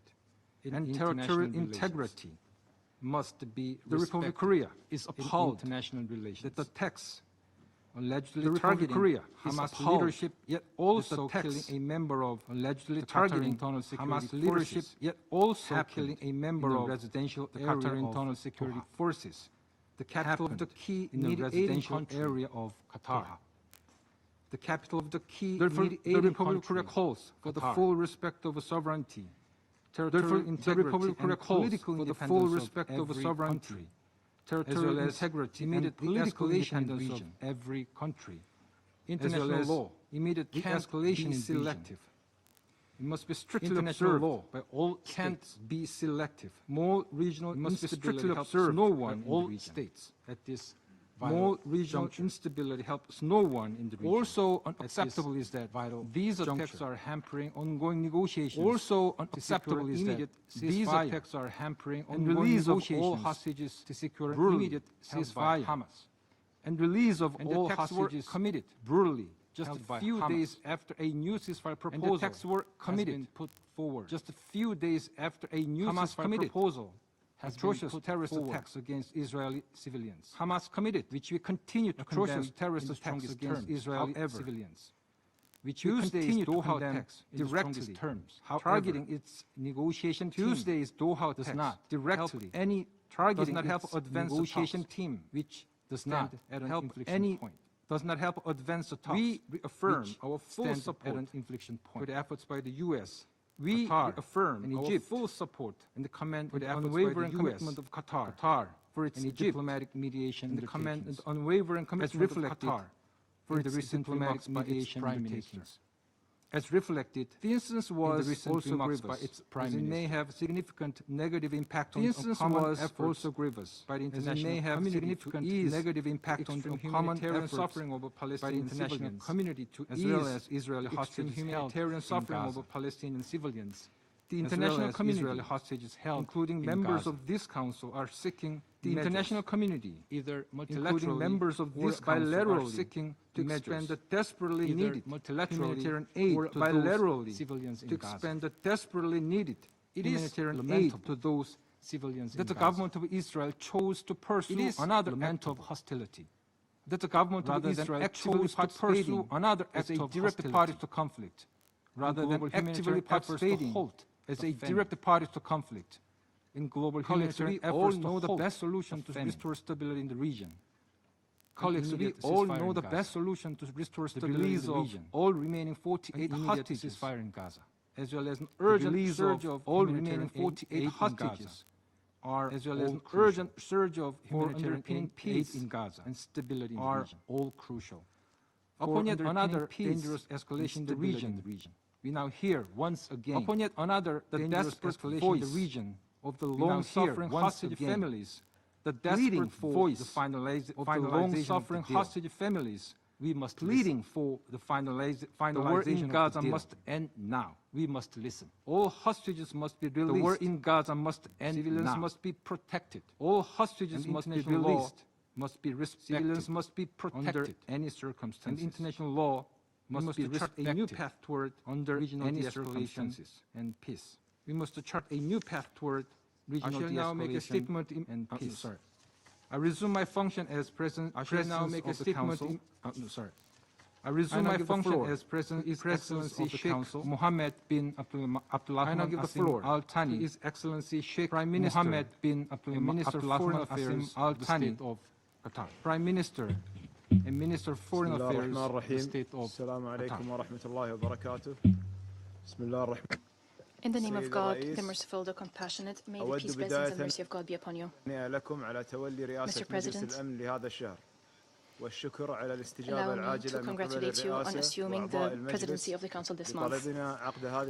We thank you for quickly responding to our request to convene this meeting.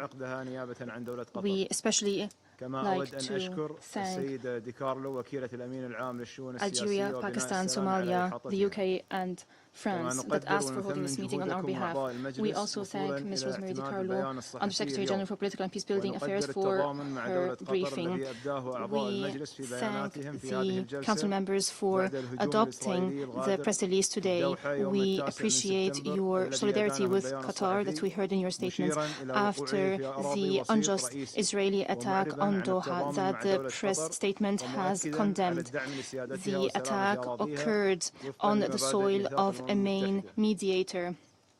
The statement stressed the commitment to the sovereignty and territorial integrity of Qatar in line with the principles of the United Nations. We address the Security Council today in light of a dangerous escalation which constitutes a threat to international peace and security and regional peace and security. This is why it is at the core of the mandate of the Security Council as per the Charter. The Israeli attack, an unjust attack, at 3:45 on Tuesday, the 9th of September 2025, targeted a residential area allocated by the state to the negotiating teams. This is part of our ongoing negotiation efforts. These residencies house the negotiating team of Hamas and their families. The residential areas are known to all those who are engaged in negotiations, even diplomats and journalists that have held meetings with the negotiating team knows where these residencies are. Take measures to verify what happened, and it turns out that the casualties included Arif Bado, Saad Mohammed Ad-Dosi, who was 22 years old. He was martyred on duty. A number of civilians were also injured, and members of internal security forces working in the compound, they're receiving now medical treatment. We are trying to identify the identity of those affected. It was a residential area, and the attacks terrorized those who lived there. This area houses schools and houses different diplomatic residencies. The attack is a violation of the sovereignty of a state member of the United Nations. This attack is far away of the civilized behavior by states that believe in peace. Qatar is making tireless efforts to save lives, and this attack puts the international community before a test. Israel, led by extremists, bloodthirsty extremists, have gone beyond any borders, any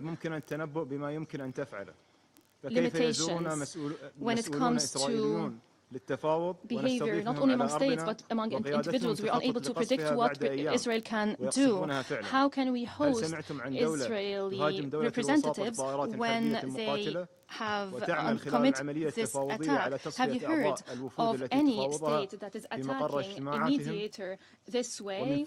A state that is attacking negotiating teams that are hosted by Qatar, and then the Prime Minister is using shameful justifications and is trying to justify this attack that is condemned by the whole world. The Prime Minister should have recalled the model of Taliban.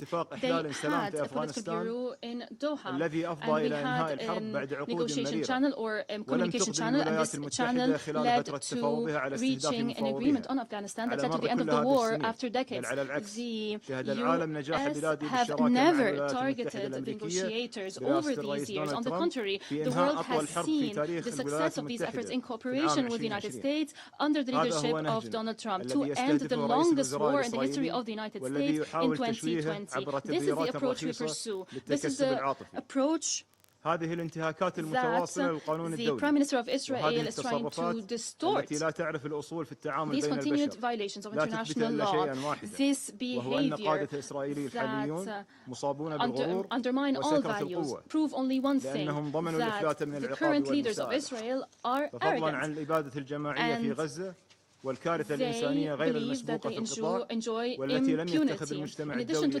حيالها إجراء رادعا ها هي أياديهم المخربة طال دولا ذات سيادة وتعبث بأمن المنطقة بلا حسيب أو رقيب لقد وصلت الغطرسة حد المجاهرة ليس فقط بأوهام إعادة تشكيل المنطقة بالقوة بل أيضا بدوافع غيبية وأفكار أصولية تحرك متطرفي الحكومة الإسرائيلية الحالية كما يقولون علانية لجماهيرهم ظنا منهم أن أحدا لا يسمع ما يقولونه سوى حشودهم من نافل القول إن دول المنطقة وشعوبها and they think that only the Israeli population is listening to them, but we're all listening to them. The people of the region are not accepting this kind of behavior, are not accepting this narrative. We believe fully in mediation and the peaceful settlement of disputes, and Qatar's role is being appreciated worldwide.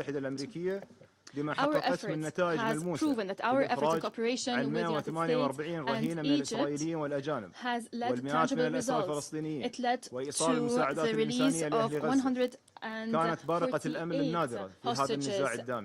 It has led to providing humanitarian aid to Gaza. It was a glimmer of hope, a rare glimmer of hope in this Gaza. But attacking our territories while we were busy with negotiations has uncovered the intention of Israel. It is trying to undermine any prospect of peace. It is trying to perpetuate the suffering of the Palestinian people. The Palestinian people is subjected to unimaginable suffering.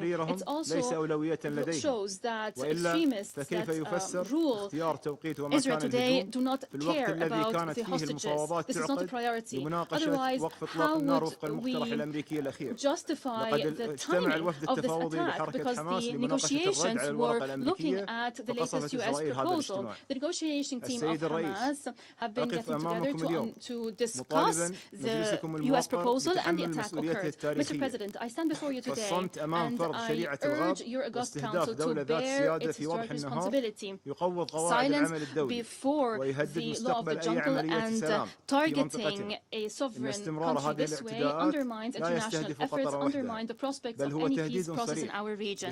The continuation of such attacks does not only target Qatar, it is a clear threat to target any country that is working on achieving peace, and that undermines trust in the United Nations. The state of Qatar stresses under the leadership of its emir, may God protect him, that we will continue our humanitarian and diplomatic role without any hesitation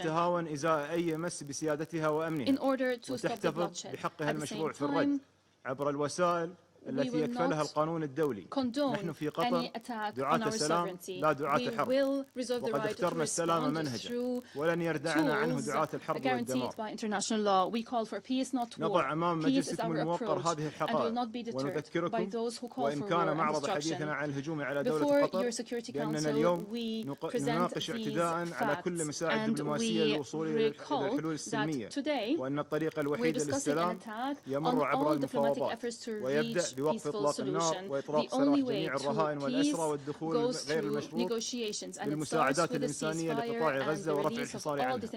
واسمحوا لي نيابة عن كل محبي السلام في العالم أن أكون متفائلا يجب أن لا نستسلم لغطرسة المتطرفين وأن نستمر في السعي نحو سلام دائم عنوانه حل الدولتين من خلال إقامة الدولة الفلسطينية المستقلة كاملة السيادة على ترابها الوطني وقرارات الشرعية الدولية دولتين وشعبين متعايشين بسلام ولن يتحقق ذلك إلا من خلال شركاء يؤمنون بهذه المبادئ.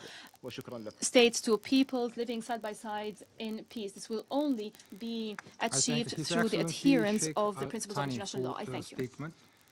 I thank His Excellency Sheikh. Now the floor to the representative of Israel. I now give the floor to the representative of Israel. On September 9th, Israel carried out a precise and targeted strike in Doha. On September 9th, Israel carried out a precise and targeted strike in Doha. For years of planned and directed attacks Hamas against Israel, who for years of many times and directed attacks against Israel from the luxury confines in Doha, making these directives terrorists from the luxury confines of the operation. The men targeted were the sole target of the operation. Diplomats. The men targeted were not legitimate politicians. They were the masterminds of representatives. They were the masterminds of terror on October 7th. They murdering civilians, the massacre, kidnapping children on October 7th, raping women, murdering civilians, entire kidnapping children, raping women, as the smoke wiping out from the massacre communities.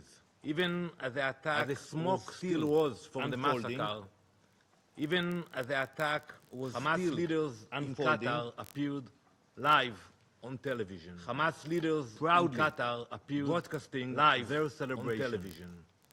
Proudly, while Israelis hid in safe rooms, their celebration, fled from gunfire, while Israelis endured murder, kidnapping and rape, fled from gunfire. Hamas's leaders and endured murder, kidnapping and rape themselves. Hamas's leaders feasted and congratulated themselves. These are the same men who called for jihad to escalate the conflict. These are the same men who called for jihad to escalate the conflict. While terror, not negotiation. They called for blood, not peace. And the terror has not stopped. They, while terror, just days ago, at Ramot Junction in Jerusalem, stopped. Hamas terrorists just days ago, fire. And Ramot Junction in Jerusalem, children and adults. Hamas terrorists opened fire. People on a bus stop crowded among them children and adults. 25-year-old 6 innocent immigrated from Spain, among them recently married 25-year-old who had immigrated from Spain, who had dedicated his life and building a future in Israel generation. A rabbi, 2 residents dedicated his life to teaching the next generation in their own neighborhood. 2 residents of the community among the wounded struck down a woman 8 months pregnant neighborhood, left to fight for her life and the life of her unborn with a woman child. 8 months pregnant. These are not numbers. Left to fight for her life and the life of her unborn families. These are not numbers. They are when the gunfire stopped, families, the bus and the pavement around it were drenched in blood. When the gunfire stopped, this is the bus and the pavement around it were drenched in blood. Mothers clutching babies is what terrorism. A bus stop turned into a battlefield. Mothers clutching babies scared in seconds. A bus stop turned into a battlefield. This is a reality we face in Israel. In seconds. Terror raising its ugly head. This is a reality we face in Israel. Terror, and let this council be reminded, almost every single no immunity for terrorists. And let this council be reminded, Hamas immediately praised the killers as heroic and exceptional. Immediately, later claiming full responsibility for the attack. The killers and calling the massacre heroic and exceptional. And later claiming full responsibility for the attack. Natural and calling the massacre of innocent people a natural response. And simple. There is nothing natural about this. 48 innocent people are still held hostage by Hamas. And simple. Their families live in daily pain. 48 innocent people are still held hostage by Hamas. Innocent people have been families live in daily pain. It has been more than 700 days and abuse. Innocent people have been trapped in Hamas, abused them as bargaining chips. 700 days suffering into currency and abuse. But let me be clear. Hamas has used them as bargaining chips, immunity, turning their suffering into currency. Not for those who commit it, clear, and not for those who enable it. Immunity for terrorists. Israel has agreed, not for those who committed Trump, and not for those who enable it. We are ready to stop the fighting. Israel has agreed, but Hamas to President Trump refuses ceasefire proposal. Keep the world waiting. We are ready to stop the fighting. Rush. They have the time. But Hamas is indifferent. Hamas refuses to the human suffering the world that delay causes. They are in no rush. And who suffers from this refusal? Indifferent to the human suffering that their delay causes. Living abroad in the Ritz-Carlton in Doha. Not the leaders of Hamas have the time, living but the hostages in the Ritz-Carlton, languishing in their cells. And the people of Gaza have the time, used but the hostages as human shields, languishing in their cells. And the people of Gaza, from the start, Hamas's strategy has been human shields to embed its weapons among civilians. They hide rockets in schools. From the start, Hamas's strategy has been to embed its weapons among civilians. They hide rockets in schools, people, command centers in hospitals, then cry crocodile tears when civilians are hurt. Their own people in harm's way. Is with Hamas. Then cry crocodile tears with the people of Gaza when civilians are hurt. Not with the state of Qatar. Our fight is with Hamas. Israel will continue not with the people of Gaza. To take precautions to protect innocent lives. Not with the state of Qatar. That is the difference between us and those who glorify massacre to take precautions to protect innocent lives. Like in the Bible. That is the difference between us and those who glorify massacre marked for the murder of his brother. Like in the Bible. Like Cain in the Bible, leaders marked for their crimes. For the murder of his brother. It doesn't matter where they hide. So too, whether in the tunnel in Gaza leaders marked or in a luxury hotel abroad. It doesn't matter where they hide. Whether in the tunnel in Gaza or in a luxury hotel abroad. Hamas leaders have been sheltered not only in Doha, but in Beirut, Tehran, for too long, and elsewhere. Hamas leaders have been sheltered as politicians not only in Doha and but in Beirut, while acting as terrorists. And elsewhere. They are treated like celebrities, parading as politicians, when in reality, and statesmen, they while are commanders of massacre and barbarism. They are treated like celebrities. This false disguise in reality, of legitimacy, they gave them commanders of massacre and barbarism. To buy weapons, this false disguise of legitimacy, so-called humanitarian gave them freedom, and to move, spread propaganda, to buy weapons on international platforms, to recruit that should have rejected so-called humanitarian networks, and to spread this propaganda on international platforms, a message that should echo them across this chamber. There is no sanctuary for terrorists. A message not in Gaza, across this not chamber. In Tehran.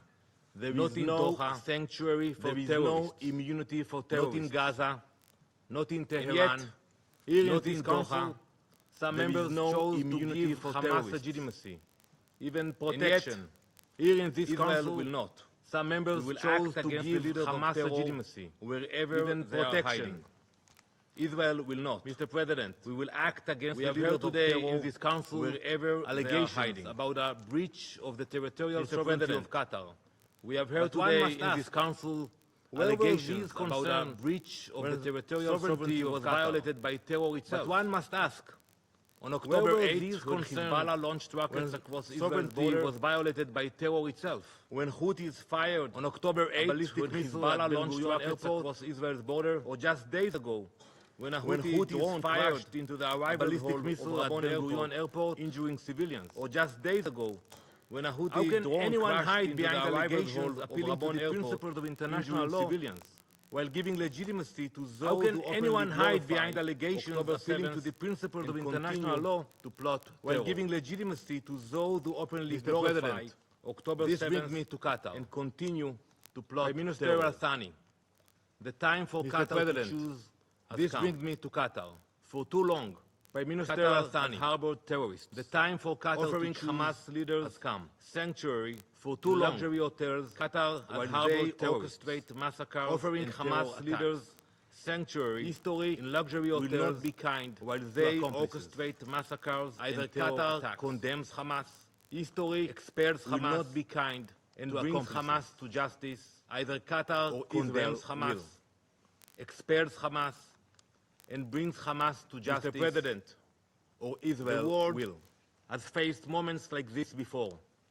Today, Mr. President, the world remembers the devastating terrorist attacks of September 11th. Moments like this before. That tragic day. Today, like the world remembers the devastating terrorist attacks of September 11th. Of fire and blood. That tragic day in the aftermath, like October 7th for Israel, or the country that upholds fire and blood, equality and democracy in the aftermath of 9/11. To shoulder. The countries that uphold freedom later, equality and democracy adopted this resolution stood shoulder 13 to shoulder 73. 2 weeks later, this council adopted resolution 1373. No state may harbor terrorists. It said plainly, no state may fund them. No state may harbor terrorists. May give them safe haven. No state, I urge you all to read this resolution.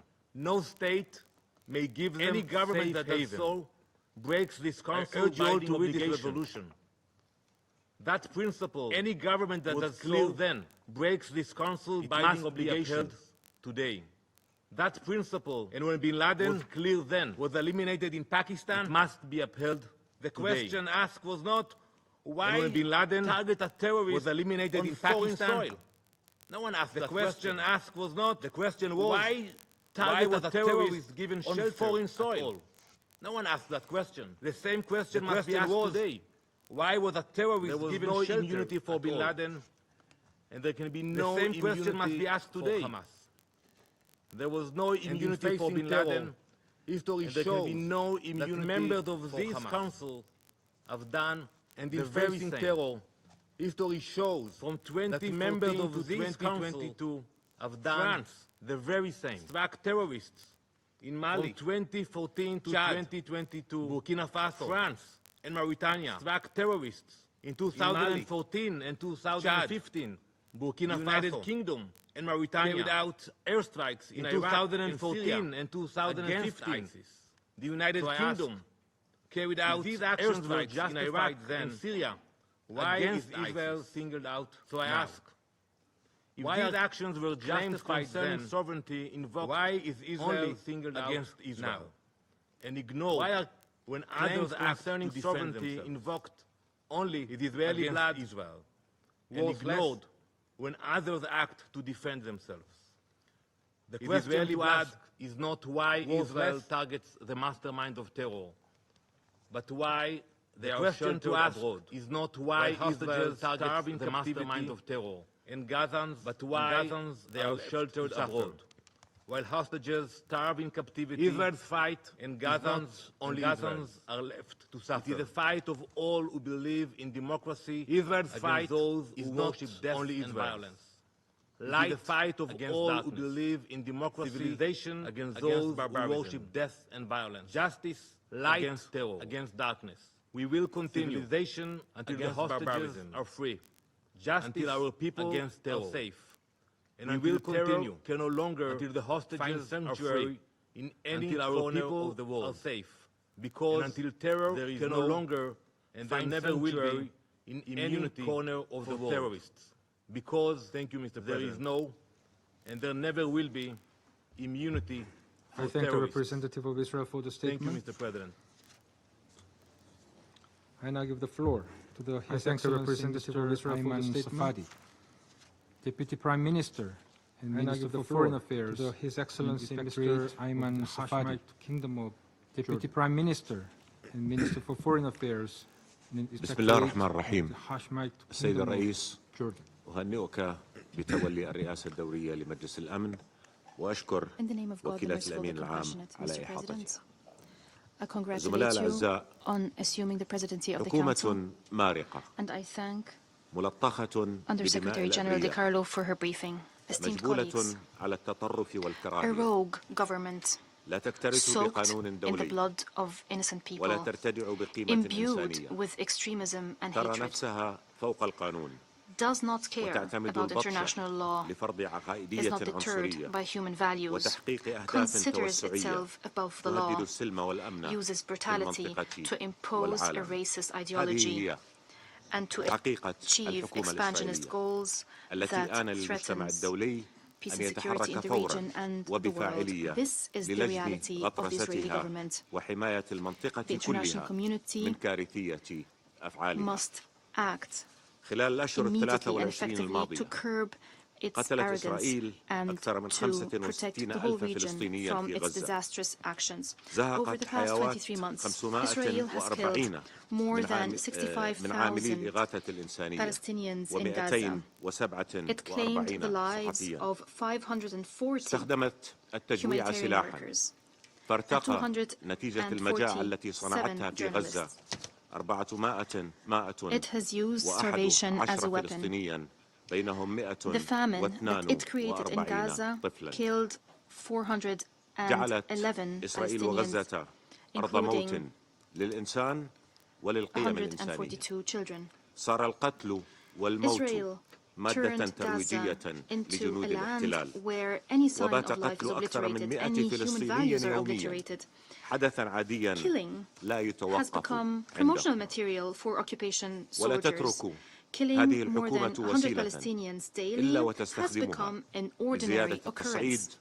وتفجير العنف وتعميق الصراع This government والدفع is نحو using الفوضى. any and all means تستمر to increase بالإبادة escalation, to الجماعية في increase قطاع violence, غزة، to deepen the conflict, حيث and to push يواجه towards chaos. أكثر من 1,000,000 فلسطيني في غزة المدينة الموت جوعا أو قتلا أو التهجير إلى مخيمات دمرت إسرائيل حيوات من أجبرتهم على النزوح إليها، مخيمات في أرض أحالتها إسرائيل يبابا لا تمتلك أدنى مقومات إدامة الحياة، وتمنع إسرائيل عنها المساعدات الإنسانية والطبية، تمنع دخول الخبز والماء وحليب الأطفال. And Israel وتوسع is preventing the إسرائيل delivery of مستوطناتها humanitarian and اللاشرعية في medical aid الضفة to these الغربية camps. It المحتلة، prevents the delivery of baby formula, وتحمي bread, and إرهاب water. المستوطنين Israel is الذين expanding يشنون its ما illegal settlements معدله in the 4 occupied West هجمات Bank. إرهابية يوميا It على is الفلسطينيين، protecting وتصادر المزيد من terrorist الأراضي settlers الفلسطينية، that are وتحاصر launching الشعب الفلسطيني 4 وقيادته terrorist attacks الشرعية daily on Palestinians. اقتصاديا It is وحياتيا، seizing more Palestinian فتقتل land. بذلك It is كل imposing فرص a blockade تحقيق on the Palestinian السلام people العادل and its والدائم. legitimate اليوم leadership.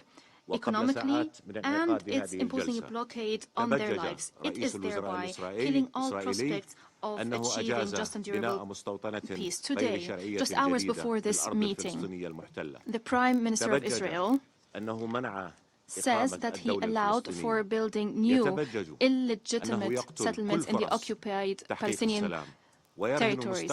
He boasted about preventing the establishment of a Palestinian state. He boasted about killing all prospect of peace and وتضرب إسرائيل استقرار لبنان subjecting the وتحتل people المزيد من الأرض of the region, السورية including the Israeli وتصنع people, الفتنة to more conflict and المستهدفة more wars. إغراق سوريا Israel is attacking بالفوضى the والصراع stability of Lebanon. It is occupying وفي more خرق Syrian فاضح territories. آخر It is للقانون الدولي contriving وتصعيد sectarian خطير strife to plunge تنتهك Syria إسرائيل into سيادة chaos دولة and قطر conflict in الشقيقة another flagrant violation of وتشن على international law, عاصمتها in الدوحة another هجوما جبانا dangerous في escalation. تجسيد Israel فج is للغدر violating the sovereignty بدولة لم of the تنفك تعمل brotherly بلا state of انقطاع Qatar. It is بشراكة launching مع a جمهورية cowardly مصر العربية attack الشقيقة against its capital والولايات المتحدة Qatar. الأمريكية It is للتوصل shamelessly لاتفاق betraying تبادل a state that يحقق has been وقفا دائما working لإطلاق النار tirelessly وينهي in المعاناة partnership with ويفتح the الباب أمام Arab العودة Republic of Egypt and the للدبلوماسية United States of لتحقيق America السلام to والأمن reach an للجميع. exchange deal, to reach ندين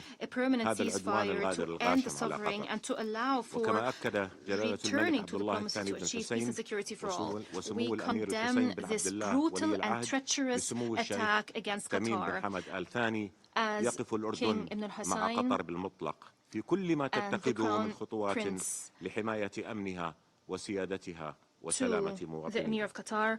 فأمننا وأمن Qatar قطر stands unequivocally with Qatar in any steps it takes to protect the security, sovereignty, and safety of its citizens. Our security is Qatar's security. The stability of Qatar is the stability of the region. We are united by one vision, and the choice of Qatar is our choice, and it's a clear choice. Our choice and our vision is a secure and stable Middle East, where just, durable, and comprehensive peace prevails. A Middle East that realizes the right of the Palestinian people to life, freedom, and statehood. A Middle East that secures that guarantees the security of the Israelis and the Palestinians and all peoples of the region. A Middle East where cooperation replaces conflict and hope replaces despair. The Israeli government and its extremists are lying when they're trying to justify their betrayal of Qatar after all the efforts it has been making to reach an exchange deal and to end the war. They're lying when they claim that they're surrounded by those who wish to destroy them. All Arab countries are committed to achieving just and ويجسد الدولة الفلسطينية المستقلة ذات ensures the السيادة security of Israel, ensures that it has normal relations with the countries of the region in the context of implementing the two-state solution that ends the occupation and that establishes an independent, sovereign Palestinian state on national Palestinian soil along the lines of the 4th of June 1967, in line with international resolutions, living in peace and security side by side with Israel. Israel has yet to engage positively with the Arab Peace Initiative of 2002, the declaration of the Conference on the Two-State Solutions that was organized by the Kingdom of Saudi Arabia and the French Republic last July, which was attended by 125 states, confirmed unequivocally that we choose the just peace. The meeting that will be held here in the United Nations as a follow-up to this conference offers an opportunity to all states to support peace efforts by recognizing the Palestinian state and by supporting the two-state solution as the only way to achieve peace. We want just peace. But the reality is that there is no Israeli partner now to work with to achieve said peace. Esteemed colleagues, your august council holds the responsibility of protecting peace and security, and it has the tools. Use those tools, apply international law and the Charter of the United Nations, which form the basis of your legitimacy. Use those tools to ensure the acceptance of the exchange deal that Qatar, Egypt, and the United States have been working on. Use these tools to stop the aggression on Gaza, to end the starvation, to enforce the entry of humanitarian aid, to protect what is left of the credibility of international law and international humanitarian law, to restore the belief that human values and international law exist to be applied without discrimination, without selectivity, to reaffirm that no aggressor should be granted immunity and that there is no state above the law, to revive the hope that conflict is not the fate of the region and that peace is possible and it's our common goal and we can achieve this goal if the necessary will is demonstrated. Ladies and gentlemen, the message that Israel has sent through its attack on Qatar is that it will persist with its aggression. It will persist with violating the sovereignty of states. It will persist with violating international law. It will persist with killing civilians and innocent people. It will persist in imposing a famine on Gaza. It will persist in preventing 6,000 students in Gaza from the right to education because it is enjoying immunity. It is evading accountability for all these crimes. Esteemed colleagues, injustice has reached unconscionable levels. Stop this injustice before it's too late. Thank you, and may the peace, mercy, and blessings of God be upon you. I now give the floor. I thank His Excellency Mr. Anwar Ergash, Diplomatic Advisor to the President of the United States. I now give the floor. His Excellency Mr. Anwar Ergash, Mr. President, Diplomatic Advisor to the President of the United the Republic of Korea for promptly convening this I would like to begin by thanking I'd also like the Republic of Korea's Rosemary DiCarlo promptly convening this emergency session. The United Arab Emirates endorses the statement that Kuwait will deliver for her on behalf of the Gulf Cooperation Council. The United Arab Emirates, along with endorses the statement that Kuwait will deliver on high-level participation in this session, along with statements from the Arab and the gravity with which we view the high-level Israeli aggression in this session clearly underscores, Mr. President, the UAE has condemned the strongest Israeli aggression against Israeli attack against the state of Qatar. Mr. President, the UAE has condemned in the strongest terms the blatant Qatar Israeli attack and against the state of Qatar, security, which represents a serious violation on international law, Qatar sovereignty, including the UN Charter and the Gulf state security. It is a serious assault on international law, regional including the UN Charter and international peace and security. Irresponsible yesterday, the President of the UAE, regional stability, Mohammed bin Zayed and international peace visited Doha. He reaffirmed our complete solidarity with Qatar, Sheikh Mohammed bin Zayed Al Nahyan, and our firm support. He reaffirmed our complete solidarity with Qatar, protect its leadership, territorial integrity, and our firm support for all measures. Mr. President, the Security Council's territorial integrity to act decisively against repeated Israeli violations of fundamental continued failure of the UN Charter will undoubtedly have severe Israeli violations of regional and international peace. Of the UN Charter will undoubtedly have severe consequences for regional and international peace and ending the unprecedented attack Qatar, together with Egypt and the United States, has played a leading role in ending the war to secure a ceasefire. Qatar, together with Egypt and the United States, has played a leading role in efforts to secure a ceasefire and to resume unhindered humanitarian hostages and detainees, and return them to their loved ones, actions will deliver to resume unhindered humanitarian the region our shared goal for peace. These reckless belligerent actions will deliver neither Israel they only serve to the region more violence, goal for extremism, prosperity, security, precisely when the region desperately they only serve to fuel more violence, extremism, furthermore, and chaos. The relentless precisely when the region desperately land annexation needs restraint on neighboring countries, destroys any the relentless for lasting peace of land annexation, entire attacks on neighboring countries, destroys any we must work together toward the better future the entire region's stability. One built in justice, coexistence, we must work together toward the better future neighborly relations of our region, free one built in just ideologies of any kind. Shared as we all strive and for good, just and lasting peace in the region, free from extremist ideologies of Qatar further inflames, as we all strive already for just and lasting peace in the region, and with our gathering today, on the state of Qatar further the centrality of an already explosive situation, and the sovereignty of states, and with our gathering as well today, as the wisdom required of all the of centrality us to achieve peace and security, and the sovereignty of today, states, Mr. President, as well as the wisdom required of all of us. The Council spoke with one voice to condemn today, aggression. Mr. President, our collective voice should make a difference. The Council against spoke with one voice acts to condemn aggression against our collective voice should make a difference against His Excellency Mr. Kagash of transgression against international. I now give the floor to the representative of Turkey. I thank His Excellency Mr. Kagash for the statement. I have the honor to I now give the floor to the representative of on behalf Turkey. of the member states of the Organization of Islamic Cooperation. I have the honor in my capacity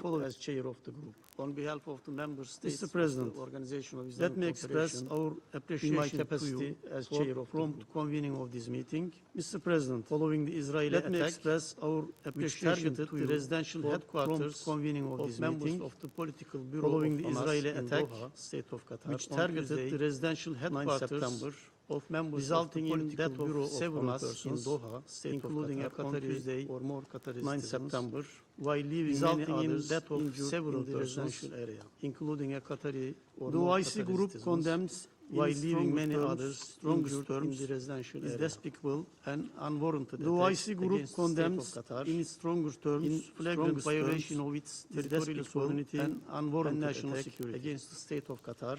There is no doubt flagrant violation of its territorial sovereignty and blatant violation of the norms of international law. There is no doubt and certainly the action of the United Nations, a blatant violation of the norms of international law to both the security of the Middle East region, of the United Nations, and indeed much as it represents an overt threat to both the security of the Middle East region, represents state terrorism, international peace and is part of a pattern of systematic policies. Indeed, this attack represents by state terrorism destabilize the region. Is part of a pattern of systematic policies. We express our full solidarity with ongoing efforts by Israel during this critical destabilize the region.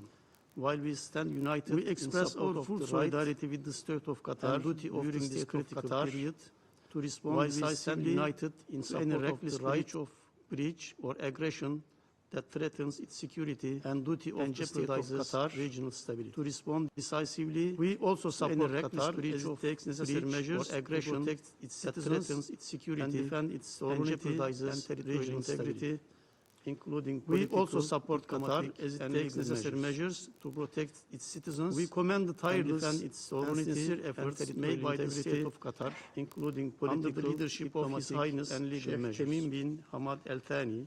We commend the tireless of Qatar and sincere efforts made by the mediation, Qatar, the escalation under the leadership of His Highness resolution of disputes Hamad Al Thani and beyond of the state of Qatar. These efforts in the areas of mediation, international the escalation and peaceful resolution of disputes in the region and beyond. We appreciate the commitment. These efforts are crucial to maintaining international peace and security approach in accordance with the Charter of the UN. Its brothers and friends. We appreciate the commitment of the state of Qatar to continue its steadfast strengthening the foundations of approach international standing with its brothers and friends. In this regard, an inadvocating group for just on the United Nations Security Council, thereby strengthening the foundations of international in the face of this unjustified use of armed force. In this regard, against the sovereignty of Qatar, calls on the United Nations Security Council and to take firm measures in the face of this unjustified accordingly, use of armed force on the Council against the sovereignty of Qatar for an act that constitutes an obvious threat to international peace. OIC Group recognizes that this latest act accordingly we call on the Council against hold Israel accountable for mediating state in our region is yet another example recognizes that this latest act which has continued to characterize Israel's aggressions loving the country's mediating state in our region. It has become another example of the impunity, the absence of any deterrent measure to characterize Israel's aggressions, especially the countries in the Middle East, has continued to embolden it has become obvious that the absence of any deterrent measure by the United Nations and especially this Council has continued. We recall the unwavering position of the Organization of Islamic Cooperation of international law, its charter of this as well as its various summit. We recall the unwavering position of the Organization of Islamic Cooperation against the sovereignty, charter, security, as well as its members. Various summit and we call on the international community which condemns any aggression against Qatar sovereignty and security, promoting its members, supporting and defending the noble principles. We call on the international community and security strongly condemn this illegal attack against Qatar as a way of I thank the representative of Turkey for and the defending the statement. noble principles of peace and security within the global setting. I thank you again, Mr. President. I thank the representative of Turkey for the statement. I now give the floor to the representative of Iraq.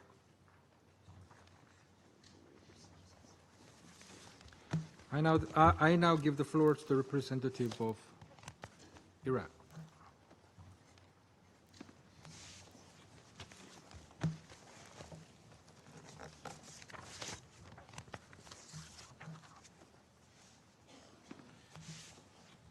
سيد رئيس المجلس الأمن، أود أن أغتنم الفرصة لتهنئتكم بتوليكم رئاسة المجلس الأمن لهذا الشهر. سيد رئيس المجلس إلى جمهورية بنما بتوليها رئاسة مجلس الشهر الماضي، وأن أعرب عن بالغ تقدير للجهود المبذولة لعقد هذه الجلسة الطارئة.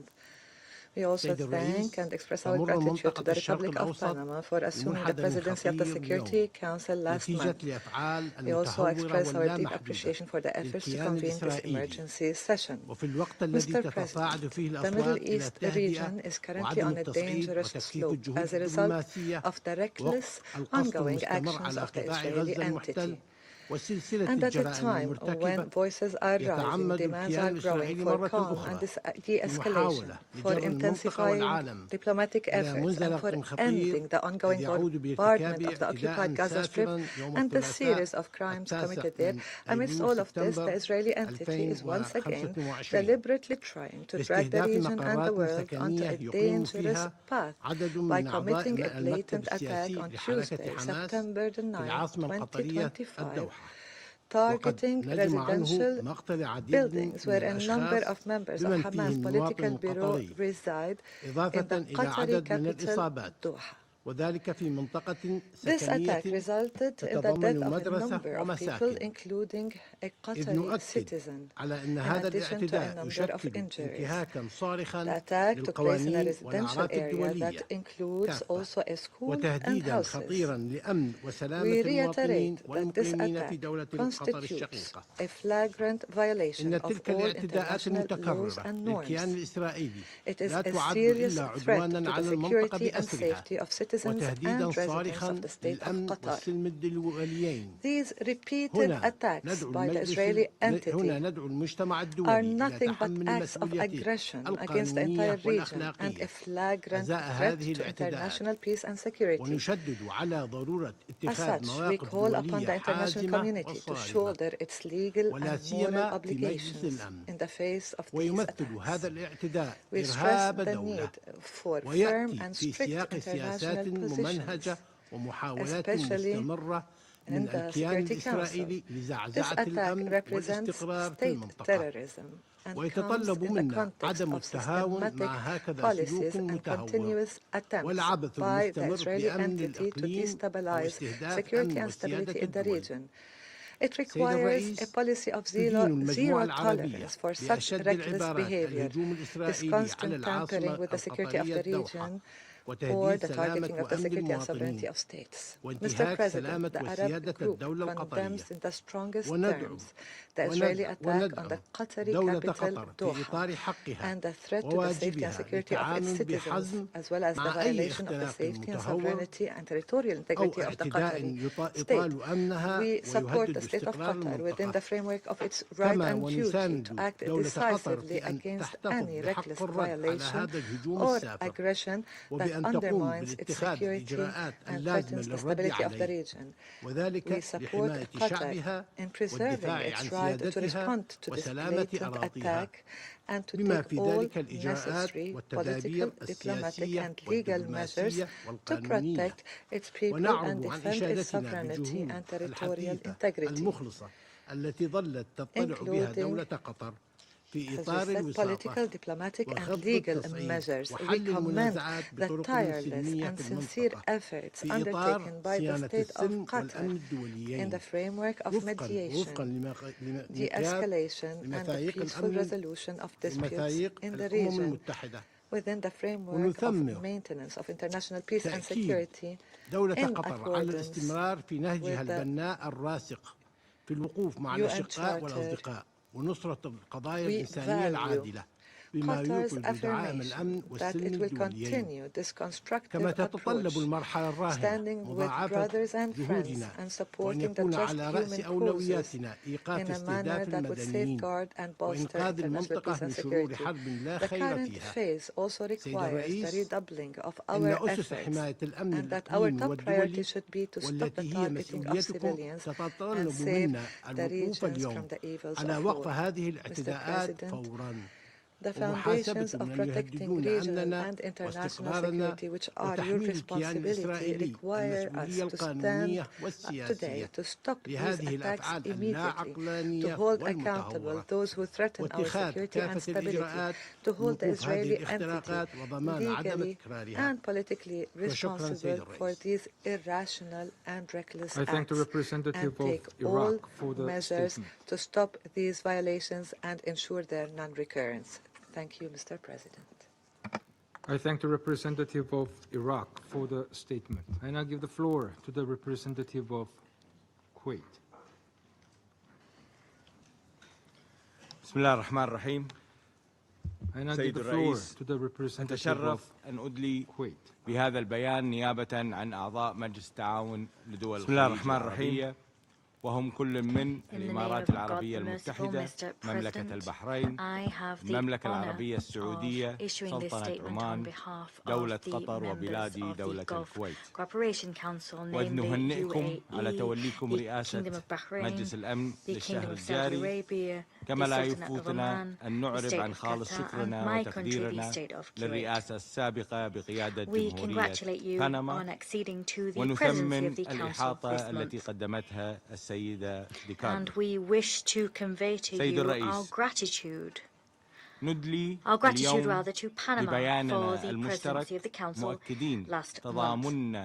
We also thank Ms. Carlo for her briefing. Mr. President, today we are making this joint statement in order to reaffirm our unwavering solidarity of the Gulf with the brotherly nation of Qatar. We categorically reject any and all violations of its sovereignty, security and its stability.